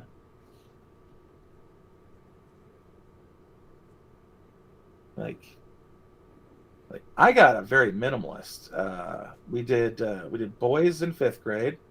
Like we learned all about our own bodies, which was not as surprising because the 5th grade I'd explored my body. I had the previous year started taking showers and scrubbing everything, so I knew me pretty well. Apparently, there's a back of my knees that don't get washed enough. I had to start washing those more. But 4-H, what does the Future Farmers of America have to do with They'll teach you animal husbandry, so you get the sex, reproduction? The reproduction stuff, which I living in the outskirts of suburbia, 4-H and the FFA were a thing for me, but I can't imagine that there's much of a presence in like even Midtown Mesa or Phoenix for future farmers. Yeah, like it was kind of a bullshit class at Greece too. Wasn't a lot of cornfields in Greece too. Right. Yeah. So even in just like, basic bitch suburbia, that's not gonna be an option.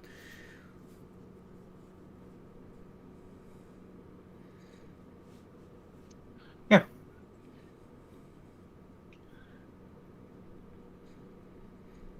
So, I mean, I just get called far left. I do agree with you that we do need to embrace the LGB alliance, and TERFs. I'm not a huge proponent of the radical feminism, but if we can find the common ground on excluding the trans agenda, that's a start. I have to rethink my position now that you agreed with me. Must be too lenient. Well, no, you said it perfectly. We have no problems with people who are gay, because I don't. I just don't care if they're gay. There was a guy at my job that would hit on me every day for like a decade, and I was like, well, thanks, but straight as an arrow, like the women bits, and you ain't got them. Yeah. So thanks, but no thanks. It's who cares. I really don't care. If you find happiness with somebody same sex, I don't care. Go find your happiness. Just be an adult when you do it. Yeah, there was a couple of guys I worked with when I worked with mostly military, where we'd start off with insulting each other, and like 20 minutes later, I wasn't sure if we had a date planned or not. But I was pretty sure I was getting some that night. Like, who the fuck started complimenting who on their dick first? How did this get to? This got weird and really fast. Which is one of my favorite insults from trannies, is they attack you for how big your dick is. Like it's a bad thing. Like, you to the knee motherfuckers out here talking shit. Wait, what? Hell, well, the transvestite community embraces that shit. You ever watch RuPaul's Drag Race? They don't insult each other for having huge hogs. They they fucking slap them around and shit. Okay. No, I haven't, and I don't know why you have.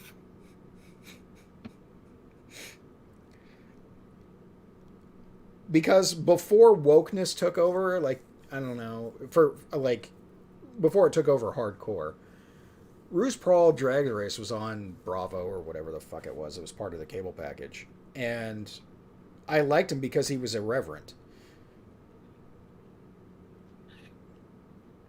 Oh, honey. Yeah, I can see that. He was irreverent. He didn't give a shit about nothing. Exactly. I'm like, yeah, stick it to the man. Well, that has a whole different connotation when you're an actual transvestite, but whatever. You know what? I couldn't care less. He wasn't ashamed about what he was doing, and he wasn't ashamed about being a guy doing it. It becomes a whole level of different disconnect from reality when you think you're an actual woman. I find your shame falls away when you reach your third million. Maybe, maybe. Right? But You hide it at your first million. You seem to become okay with it at your second million, and then the shame falls away at your third million. And when you get to the 5 million and you get the fuck you money, it just gets even better after that. This sounds like an atrocity. Maynard says there's a Maine law protecting the right of all people to raise livestock, and so future farmers could be an urban club too. That sounds Maine just does terrible. not have urban. Urban does not happen in Maine, so it's kind of not pointless.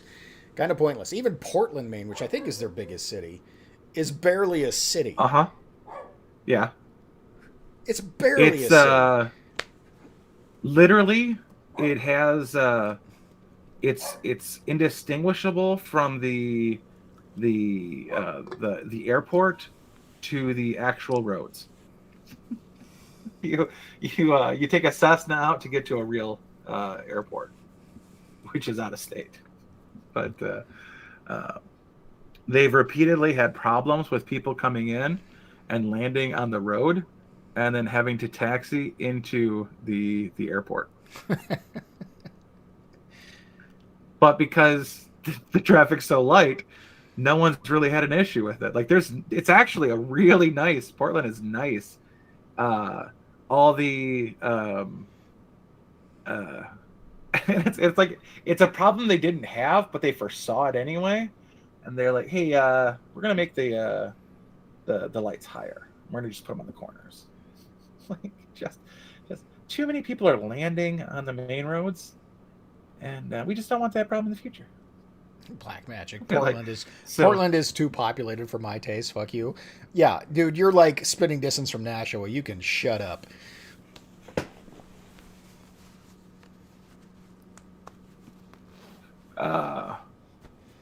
Yeah, oh god, there's farms, and I visit farms, and I hang out at farms, and farms stink, and farms are rural. So I mean, like, all right, so like Poland has like this socialist plot system, which is like one of the few things you can say Poland and socialism at the same time.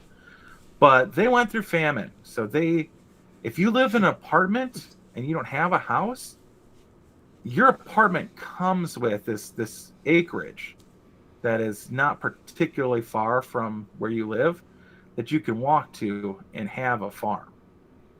It's a little plot of land, and actually they have it in Russia as well, which is socialist at the time, but communist, but same really difference.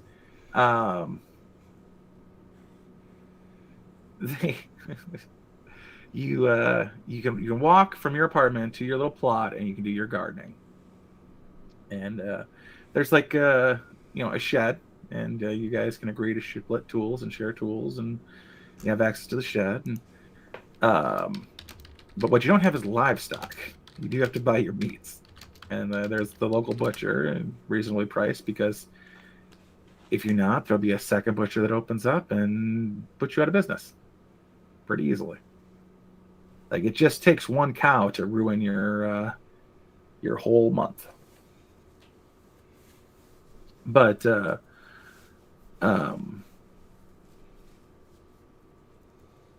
I can't see that in New York City. I can't see that in especially LA. Like that's a city planning issue. There's enough land in LA. There's plenty of land. Like LA's fucking Yeah. spiderous. Yeah, it's fucking huge. There's enough stuff there that you could replant some orange groves and you could farm cotton. You can't eat cotton, but you could farm cotton and sell it for food. But Right up, yeah. there's enough arable land there that it's not nearly as bad as like New York City. But watering it would be an issue. Very true. It is a desert. Which a lot of people in LA aren't. The people that live there aren't even aware that they live in the desert. That's how fucking retarded they are.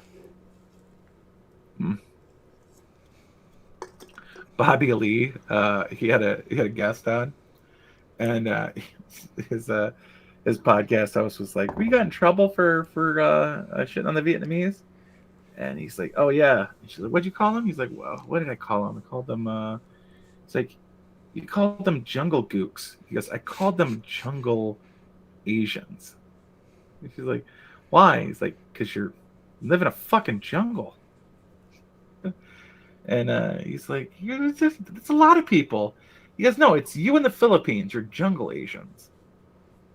And he's like, "Well, you live in Korea. There's no jungles in Korea." And he goes, "I live in Korea. It's like Denver. There's trees." I'm like, really? You picked Denver? That's your go-to comparison for fucking Korea? Yeah, okay, I guess. Yeah, Denver. There's trees. No, I could see that, given where Korea is latitude-wise. That yeah, there's no jungles there. It is. It's like Colorado. Yeah. It snows. Japan has forests, and I would it- describe a Japanese forest as a Michigan forest, really. It's, Yeah, but it's then- not as bad, But then you get down to Okinawa, and that's actual jungle, but that's Okinawa. which is That's the jungle southernmost Japanese island.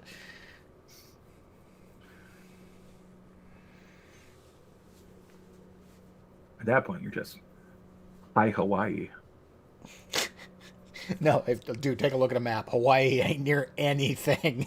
There is nothing near Hawaii. Nothing at all. It's not North Queensland, New Zealand.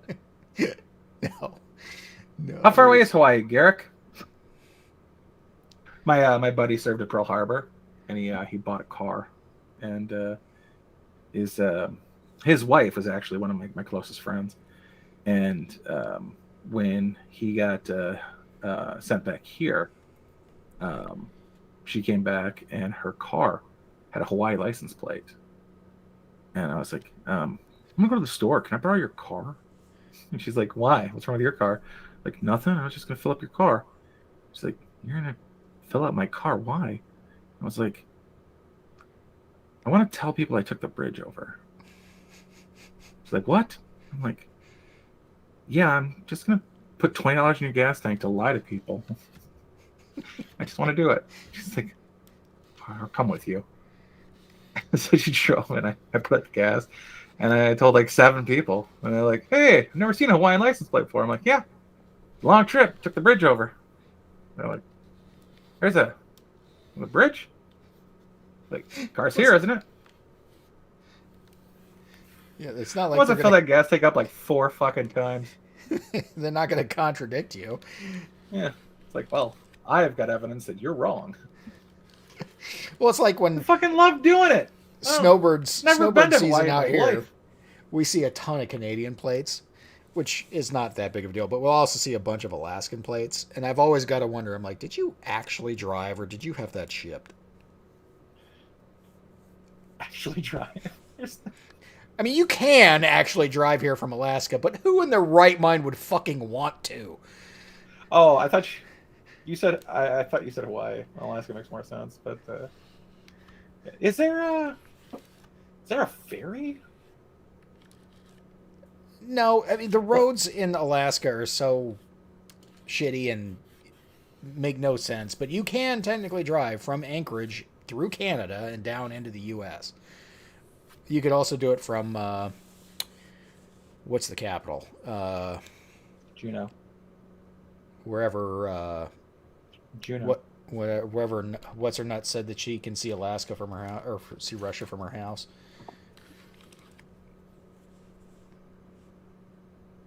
Not Tina Fey, Sarah Palin, yeah, whatever it is. No, Tina Fey said it. Right, Tina Fey said right, but she was impersonating Sarah Palin. You can make that drive, but it's Do I need to say Juneau again, or are you ignoring me, or Juneau. do you think I don't know Juneau is the capital of Alaska? You probably do. I I know do. Anchorage. took I know a class. Anchorage is the biggest city and not the capital. And I know you I can took a drive. class in 4th grade. I know you can take a road or several from Anchorage and get to the the mainland United States. I don't know if you can go through the mountains that are on the other side of Juneau to drive to the States. To the lower 48 anyway. You might not be able to. And like places like Skagway, you can't.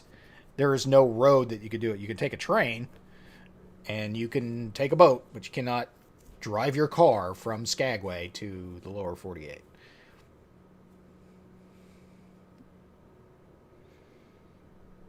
And I'm assuming you can't get from Nome either. I'm not sure you can actually see Russia. You can't. You have to be on the farthest Aleutian Island, and then you can't even see it, but you could get there really quick. By boat. But I mean, it's like 35 miles, but there is a landmass between the two, which makes it close to 17 miles, which I know it's like 7 miles line of sight with curvature of the earth, but I don't know about the ocean. So I don't know if you can see a land mass.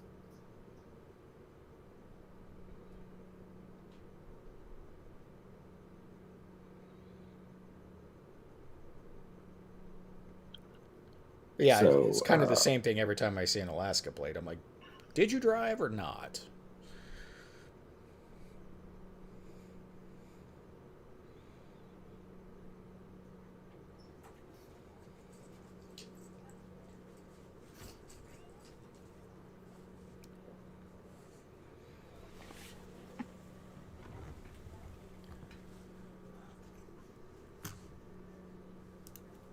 Dead air.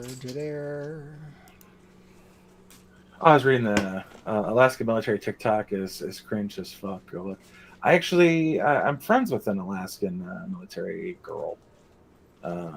She's got a special ed brother, and her TikToks are fairly funny. She's cute in like a squared teeth kind of way. But I don't know about the rest of Alaska. Alaska Twitter or TikTok. So I couldn't tell you. All right, we covered Kyle, we covered Crystal, we covered sex trafficking, Wisconsin's. Hold on.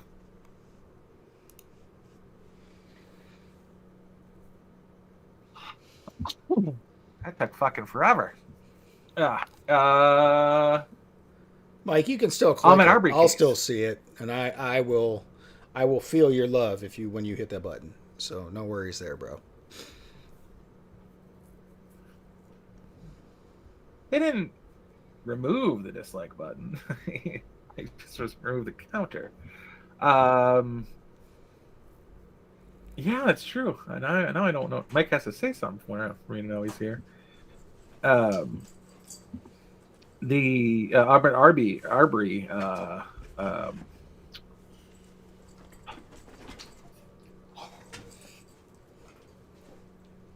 thing happened today. Closing statements, closing arguments. Did that? So is it to the jury now, or are they still doing closing? I didn't see. You know, I had other shit I was doing. I was watching Neo. Right. I actually I'll go back. Nate the lawyer, the black fella from the Mercatus string is hosting, and Mercatus actually over there this week. Well, not today apparently, but this week, because he picked Kyle Rittenhouse and Aubrey was the black guy. So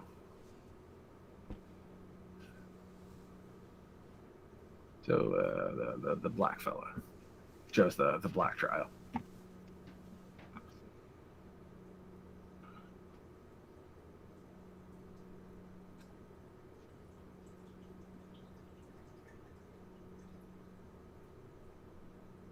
But so we'll get a wrap up on that, and we'll find out. Apparently, they were not given the go-ahead for the defense via Your Honor.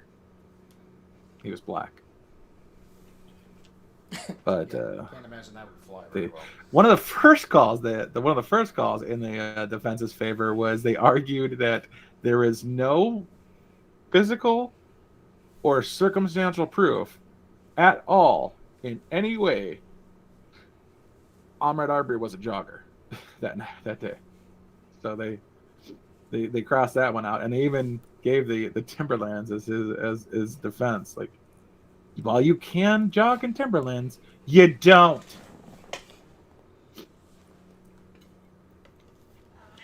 Yeah, I would imagine they're going down. Yeah, and I don't particularly have a problem with that. I don't either. It was a whole bunch of stupid. Yeah. It was an arrogant man and his son who actually had firearms stolen from their vehicles, so they were pissed about a robbery, and they took it out on the first person they thought was a robber in the area. It was a little less to do with racism and a little more to do with a suspicious dude who people saw in the house, and they jumped to some ignorant conclusions and grabbed up guns. Yeah. But it all depends on whether or not the jury believes that they were or weren't acting as agents of the law in acting a citizen's arrest. But apparently they were warned by police that he would be armed, and they personally had stolen firearms. So arming up isn't the worst idea. I mean, I'm particularly armed anyway. So, that's just me. I mean, not today, but I didn't go out today. So I mean, I don't even have my wallet on me right yeah, now. I mean, I get being pissed. If you're Ahmaud Arbery, I get getting pissed off that these fucking honkies are pointing guns at you and accusing you of something you may or may not have done. Doesn't really fucking matter. But I get it when they're not wearing badges and they're acting like they are. However, I'm gonna go to the default position of do not attack somebody with a gun.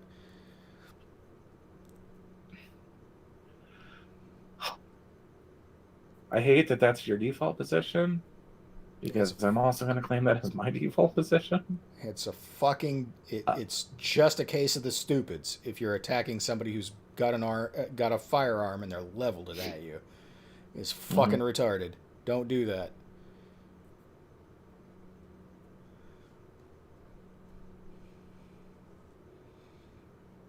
Yeah.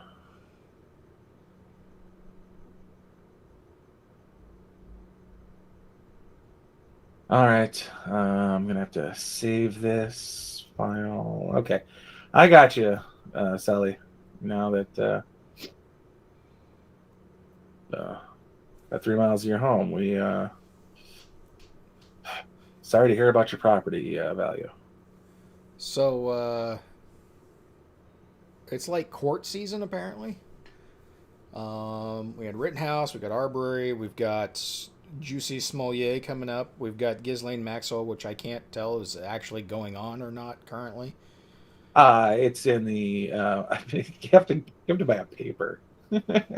I'm just lucky that they leave them around at work, but I got a guy leaving me a paper from the day. Like he usually just tosses it, and I asked him like 7 months ago. I was like, "Hey, is there a section of the paper you don't read?" And he's like, "Yeah." I was like, can I have that? He goes, you want to read the part of the paper I don't? I was like, no, I'm wrapping a birthday gift, and my family has a tradition of birthday gifts get wrapped in newspaper, and you only holiday gifts get wrapped in wrapping paper. We were poor, and my mom delivered newspapers, so Christmas used to be the comics. So we used to have to read the paper before we opened our gifts.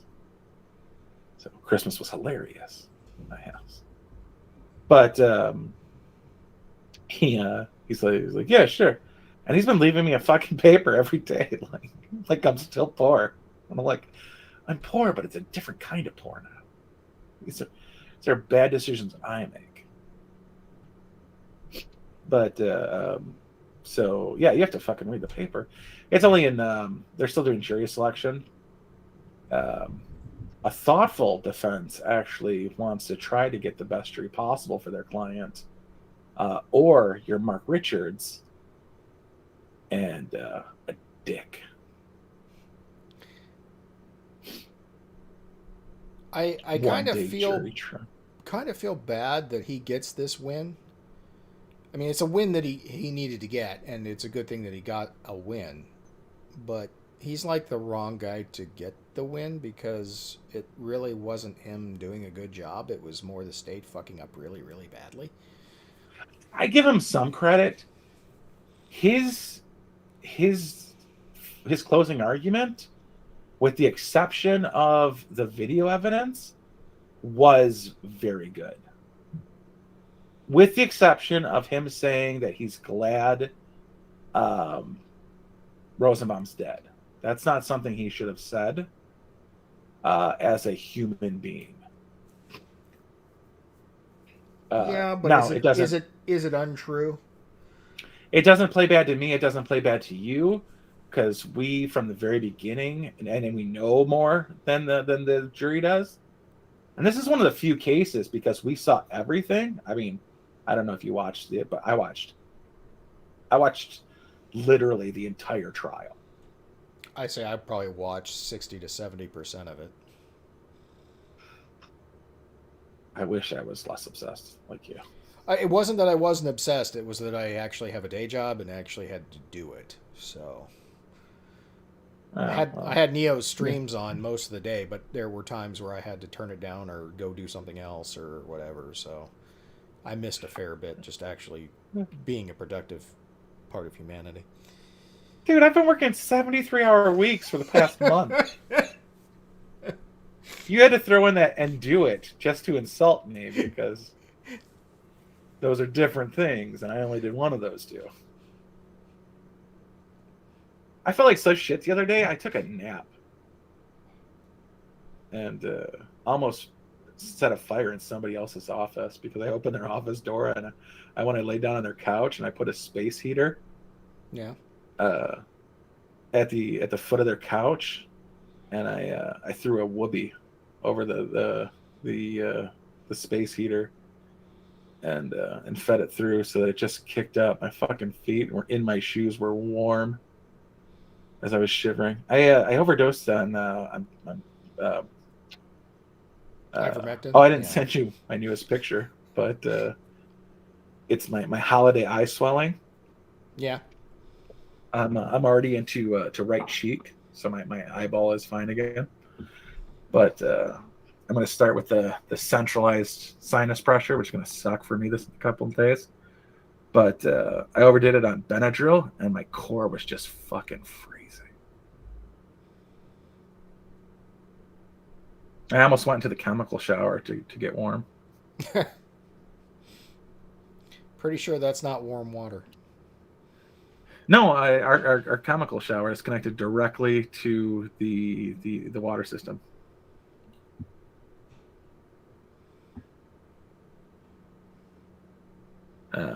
It's the drain on that drain that is not connected to the water system.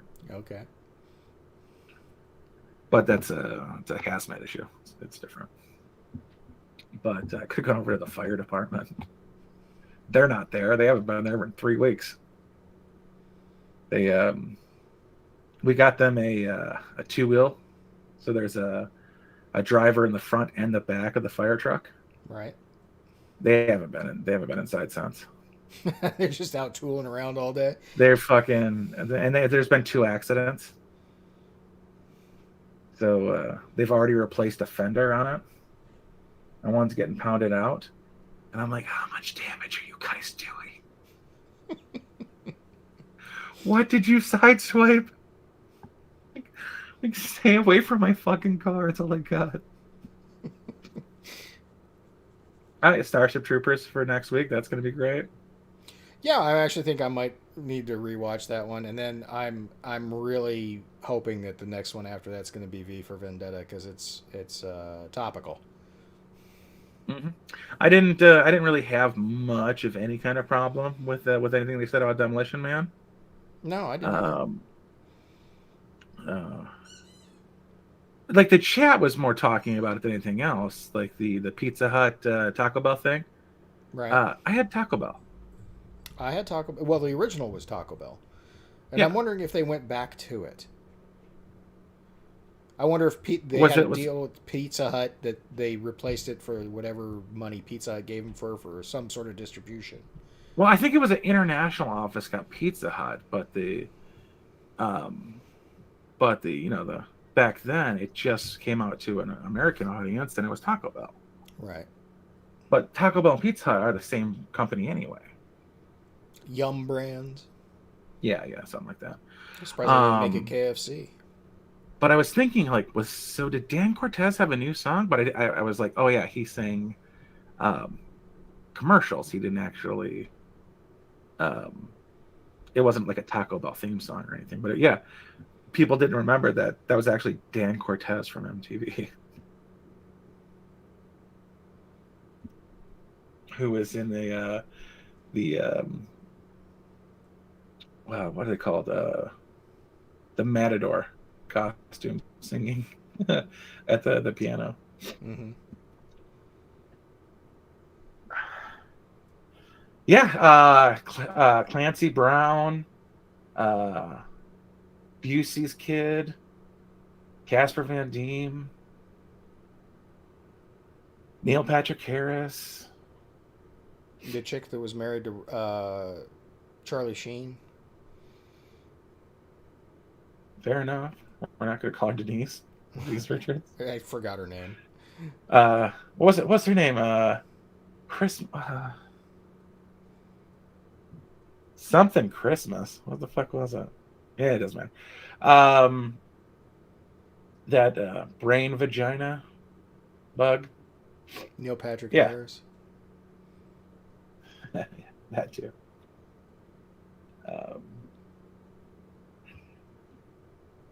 The book and the movie are very different. Michael Ironsides, thanks, Crow. Yeah, that was like a shocking change for Michael Ironsides, and I was fairly happy about it. Like,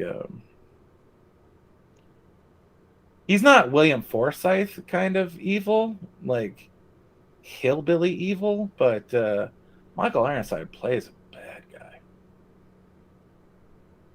I knew he was a bad guy before he was even a bad guy in Total Recall.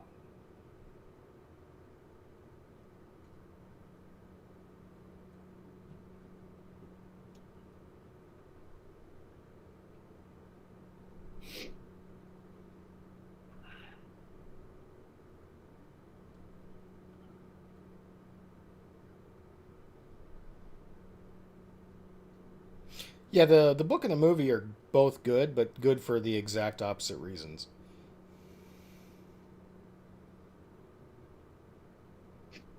Yeah. That's. Would you like to know more?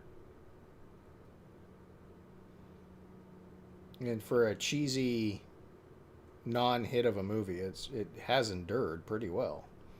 How is it a non-hit of a movie? There's 3 sequels. Yeah, but it wasn't a box office hit. Did you not hear me name the cast? Casper Van Dien was in it. I understand that. Casper Van Dien was in the 3rd remake of Mortal Kombat that technically wasn't a remake, and I'm not even sure it was a TV show.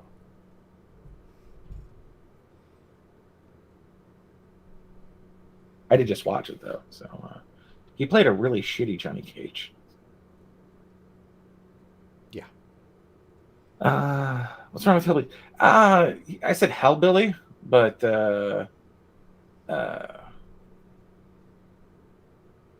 a classiness to Michael Ironside that William Forsythe does not have.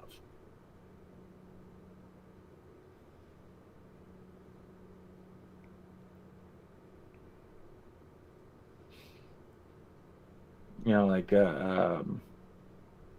John or Michael Ironsides, you know, went up against the likes of Arnold Schwarzenegger and Sean Connery and Christopher Lambert, and William Forsythe goes up against 7-year-old Mike Myers and fucking Charlie Sheen. Take that back, because Lance Henriksen also went up against Charlie Sheen, and that was a pretty fucking good movie. I liked Above the Law. Or Beyond the Law. Beyond the Law. Above the Law was Steven Seagal. No, Maynard, I have not. Old Man's War.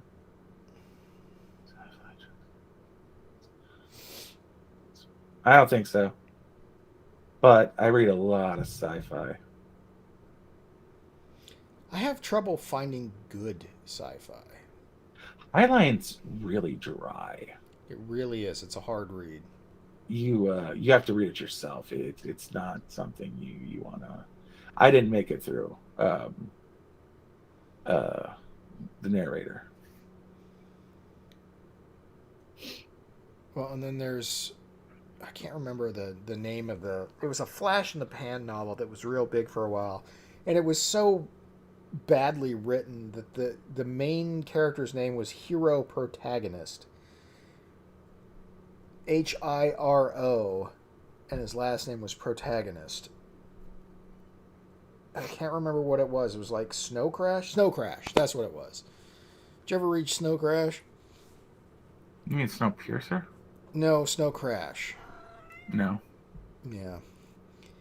It's one of those novels that's everybody was raging about it for like when it came out and like for a couple years after. Oh, it's so good and this and that. And I read it and I was like, this is really lazy.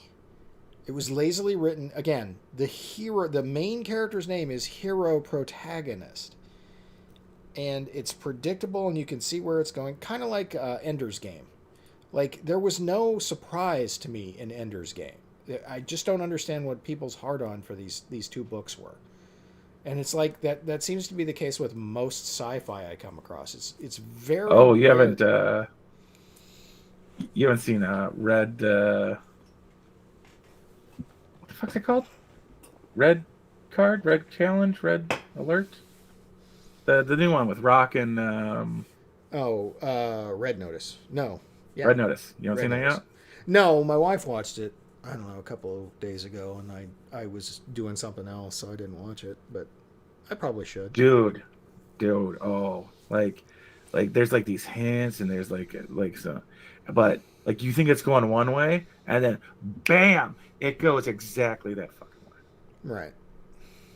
Like, oh my god, shock. Like, Freddy and Jason got equal airtime? That's crazy. Like, for a popcorn munching movie, I don't mind that. But, like, everybody's like, oh, these are some of the best books ever written. And I'm like, yeah, they're really not. Like Snow Crash and again, Ender's Game, which everybody's like, oh, these are the best. These are the best sci-fi. You should totally read these. I do, and I'm just disappointed.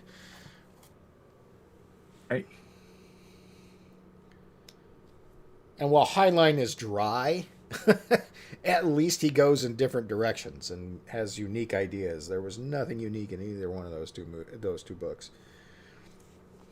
What the fuck are you guys talking about? Was Mila Jovovich in Event Horizon?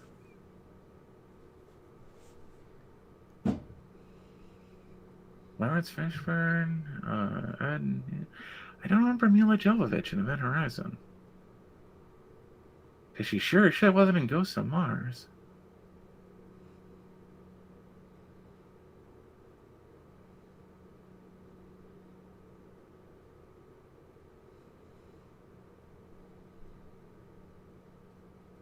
Like The Expanse is okay. The books are pretty good, but I don't know. It's just hard to find good sci-fi. Did you even Natasha Henstridge? Was there even a cop in Event Horizon? It was a space crew.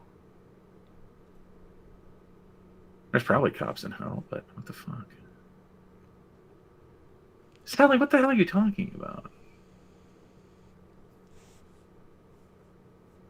It was like some black chick, Natasha Henstridge, and Chloe Duvall. Oh, you meant Natasha Henstridge as the cop. Or are you talking about Event Horizon? I have no clue what's going on here.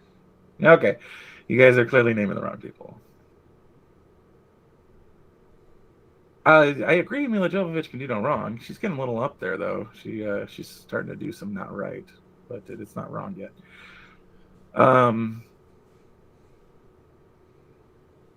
Yeah, everybody was so fucking charming. Red Notice. I was like, somebody shoot somebody. Like, oh yeah, of course, Wonder Woman can match a fight against the Green Lantern and Black Adam.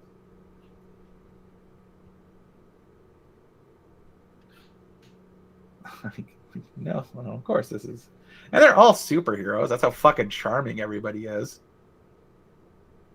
I got to admit, they're all very likable people. It's hard to not like The Rock, even when he has retarded politics. It's really hard not to like Ryan Reynolds. Like, I don't think anybody can not like Ryan Reynolds. Oh, you missed it this week. It came out. They Ken Shamrock got him inducted into the Wrestling Hall of Fame, and it's the same outfit he was wearing when he endorsed Obama with the same backdrop, which like people finally realized was done. He filmed them back to back. He's like, I'm going to endorse Ken Shamrock, which is absolute bullshit, and at the same time, I'm going to endorse Joe Biden, which again is bullshit.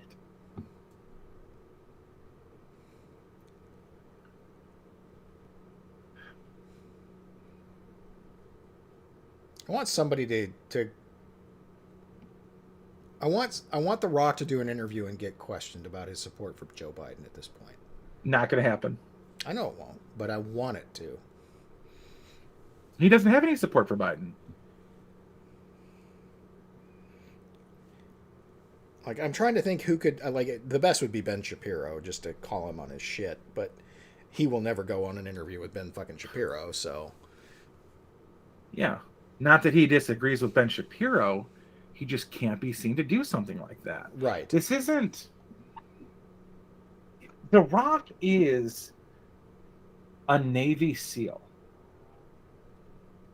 And Navy SEALs are overwhelmingly Republican. And that's starting to die down. Not to say that they're not on the right. Everyone's just getting sick of Republicans. I personally am sick of Republicans. They lose. They're cowards. The Donald was a populist with financial responsibility. And I don't even know how to say that because he's overspent. But right. he went to each one and told them to cut back. Well, okay, so we often blame the president for the spending that happens while they're president. But let's not forget who actually holds the purse strings. It's the fucking Congress, and always has been the Congress, and always will be the Congress. Yeah. So... Asterisks. I don't know. And yeah, Donald Trump really wasn't a Republican. He was a New York Democrat that switched parties to win. And let's face it, in my lifetime, the two best shots at what I believe are a Republican from California and a Republican from New York. Mm-hmm. That's how shitty my party's doing. Because there have been 2 Bushes in between them, and they sucked. Well, that's because they were feds. Reagan. Everybody between them have been feds. I don't know that Bubba was a fed. Absolutely, he was a fed. He got away with shooting people in the back of the head twice. That was his wife. Fed. I think that Bubba Bill was probably just as scared of his wife as the rest of us. Oh, yeah. Yeah. I think that Not scared enough not to cheat on her, but yeah.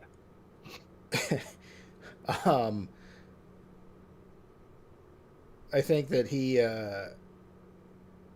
was more blue dog than he was allowed to let on.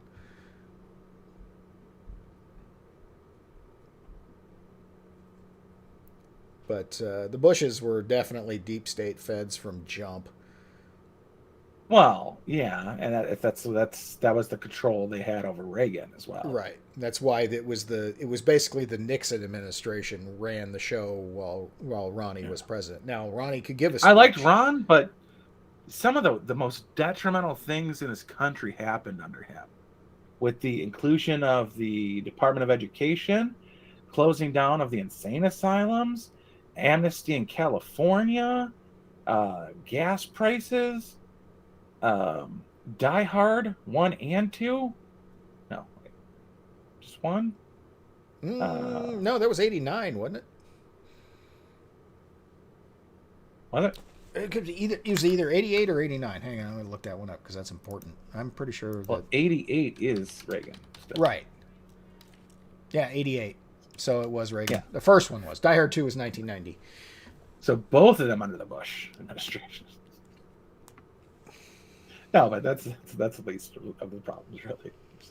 Just New York cops traveling to California for no reason. Well, if you want to get down to that, we could talk about Beverly Hills Cop, although he was from Detroit, but still.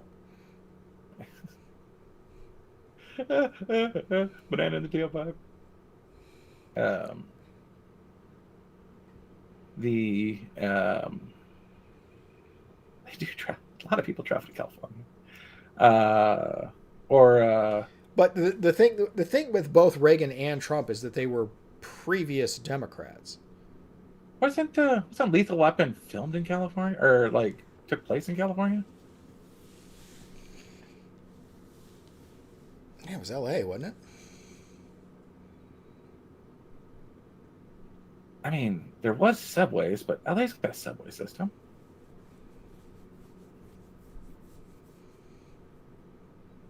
I seem to remember a porn studio on an indoor beach like that. But there was a hockey rink. It was Mighty Ducks, maybe? Yeah, I think it was California.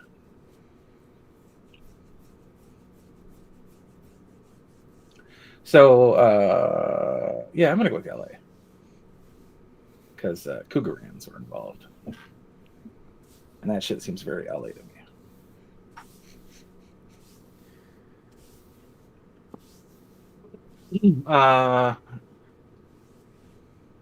But yeah, so a lot of bad things happen in the Reagan administration. Not a lot of good things. Even though I appreciate the guy. And internationally, a lot of good things happened with America being in the forefront of it. But a lot of bad things too. Yeah, Reagan was a good. I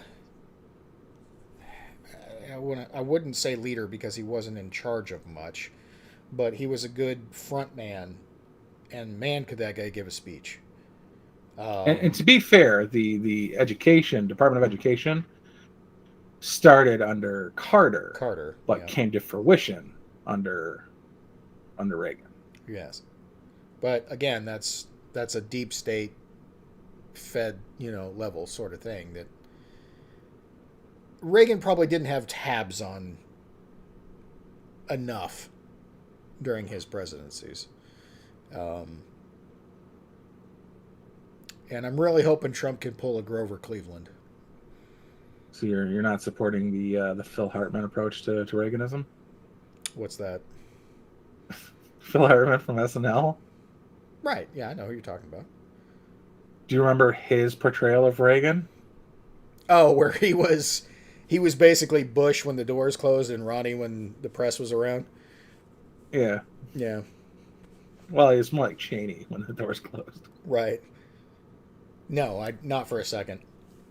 81?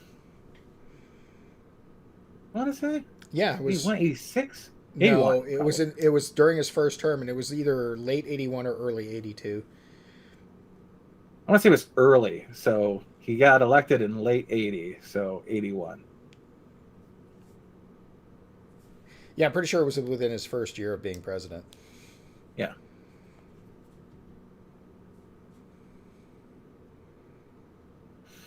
I saw Austin Peterson on You Are Here, slightly offensive host, Fuck Nuts McGee, and Sydney Watson, which somebody needs to shut up. Whoever is from the Beauty and the Beta chat saying they have Matt and Blonde vibes, they absolutely do not have Matt and Blonde vibes. To the first 90 days, March 30th of 1981. He got in end of January. So he made it through February without getting shot. Yeah. Did not make it through March. Because apparently Jodie Foster was that hot in 1981. Yeah, if you buy the story, I don't. I think it was an assassination attempt that was politically motivated. There was a lot of hatred for Reagan. Like irrational. Not in Iran, there wasn't. Trump There was level fear. Trump level hatred of Reagan in the early 80s.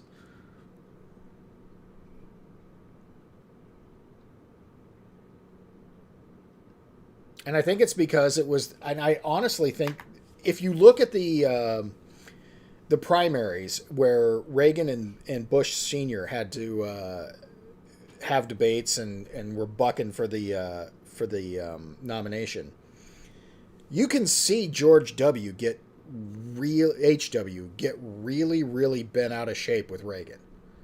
Like, pissed off that Reagan even existed. Sort of pissed off. Why is this guy so likable? Right. And I think it was one of those things where they, much like the Clinton-Obama, deal that was cut behind the scenes, I think it was a deal that was cut behind the scenes where Bush realized he was not going to beat Reagan outright, and then made the deal to become the Veep.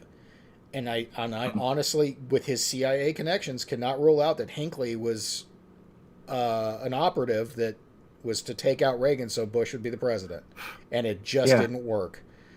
Yeah, no doubt. Sally's bringing up. He said, "I seen a video of Reagan giving a speech and a balloon pops, and he says you missed me. Is that a deep fake?" No, that actually happened, and it was like September of 1981. It was like his first speech back standing, and he had like the slightest bit of hesitation, and he realized it, and he said, "You missed me," and then he went back to it, and then he got the laugh. And because it was fucking hilarious. That's why that happened. Maynard, do you delete your own tweets, or you get in trouble?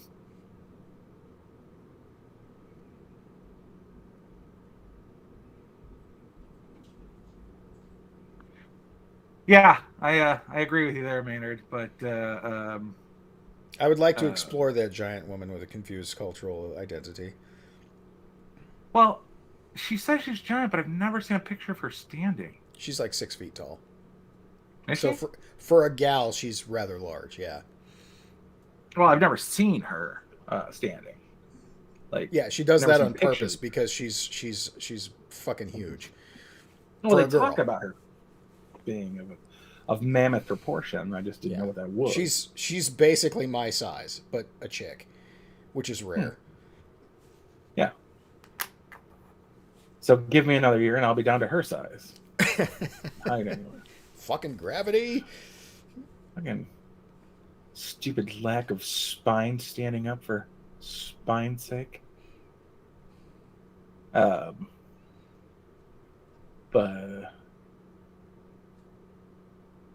no, I'm saying your messages on here. You've got a redacted one. You said fucking autocorrect, but did you remove it or do they remove it for? I mean, you said fucking, so I can't imagine you have a word that you're throwing around nigger fag in my comment section. That'd be weird. I've seen that scroll by, so I'm pretty sure that it's not YouTube. YouTube doesn't give a shit about us. I don't even think we're on anybody's radar. I think we could say the name of the whistleblower and probably have no ill effect. I think we have, as a matter of fact. Yeah. Yeah.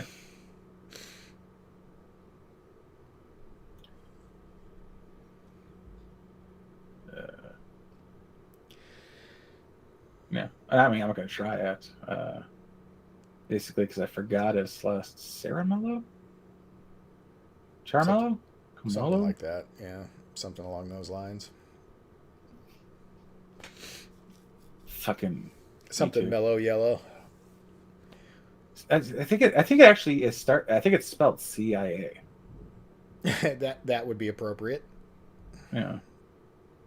So Sierra Mello, Mello. I don't know. Yeah, just keep Eric repeating C. it. Yeah, keep repeating it. Let's see what happens. Nothing. You guys just said nigger faggot. If you can't say nigger faggot, I don't know what you can say. But Look, let's go ahead and delete this stream anyway. Just in Juicy's case trial doesn't start for another week. Save it up. Huh? I said Juicy's trial doesn't start for another week or two, so save it up. Yeah. No, I would never say that because it's really what he wants. Like, if you get so pissed you racially slur him, he would see that as a victory. Yeah, that's true. He'd be like, oh, exactly. Proof. Racism. Like, oh, the racism you had to pay 10 grand for? 10 grand and it didn't even get you a MAGA hat. It got you a frickin' discount. Charmello.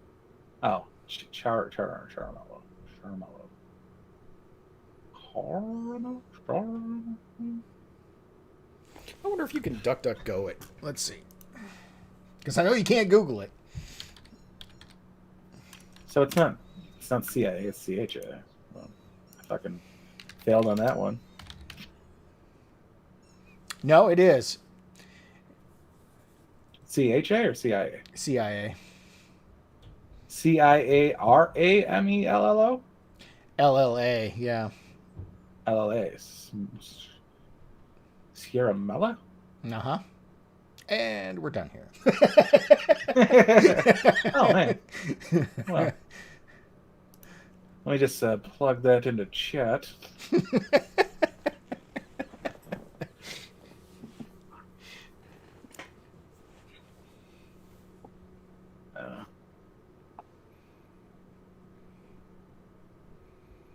Are we still live? Yes. As far as I can tell, yes. At No, least I for was now. We'll see how long that bot takes.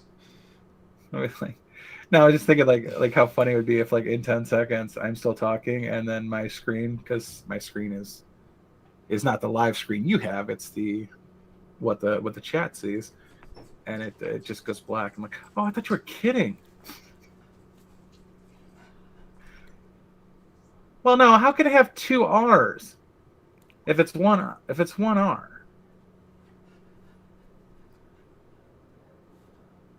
And what the hell is IAR together? That's chair. So, Sarah Mella? No. Sierra Mella. Sierra Mella. It's Italian, right? Fuck it. Oh man, I turned on this. I tried listening to because I'm so old. Classic country, which is what I grew up with in the 80s and 90s. Mm-hmm. And there was this rendition of Brooks and Dunn, Bootin' Scootin' Boogie. From like, it was so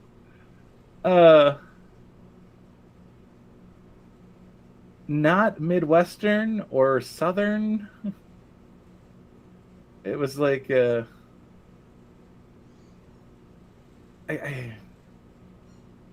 some guy from the original like was the deserts Billy of Ray Cyrus, wasn't it? The original was Billy Ray Cyrus. Bootin' Scootin'. That's Achy Breaky Heart, and that's not his. Was it Brooks and Dunn at Boot Scootin' Boogie? Yeah, Huh. Okay. but it didn't have Brooks's twang at all. It was like bartender asked Mrs. Son what. But it was like it was just this very like North California accentless, twangless, and I'm like, what the fuck is this?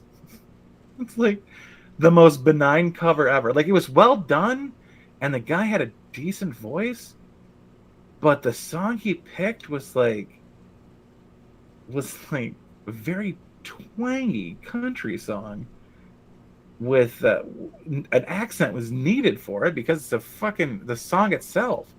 Like, words don't rhyme if you don't say them right. Like, nothing rhymes with orange, but if you say orange, you can rhyme it with 4-inch, door hinge. You know, it's a Oh wow! it's an M&M. I think we did just get smacked. Did we? We're down to one concurrent viewer. That could just be my rap lyrics. But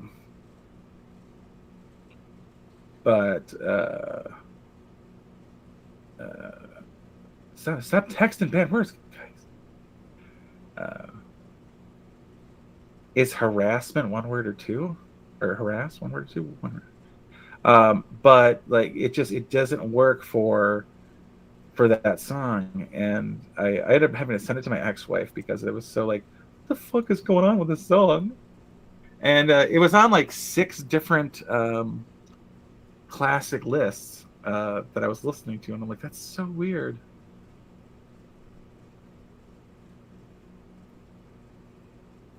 But I think we're done here. Yeah. Either way, we're done here. No, it bounced back. We're up to 3 now. 4. Fuck yeah! We've been hovering at 6 for most of the night. Oh, so. It's a pretty good showing for us, really, especially with somebody like Ricada Law and Timcast. And Neo's probably still going. No. Well, okay. Won't put it past him.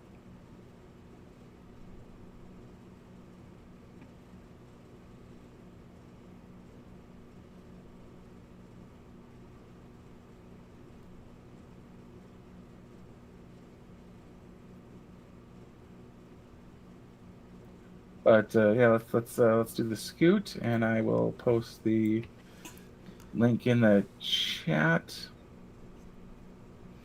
Okay. If I could not fuck it up anymore, that would have a be good also week, helpful. everybody, and happy Turkey Day, Thanksgiving. And if you're foreign, which I don't think we have any foreign listeners, viewers, whatever you want to call them, but if we do, get with the times, celebrate some sort of Thanksgiving, and have an awesome week.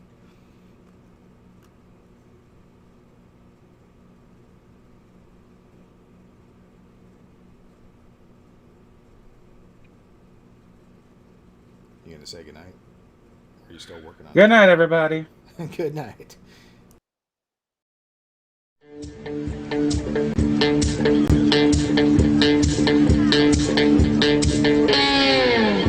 Well, I believe in good vibrations is what creates a beautiful nation. All you need is the will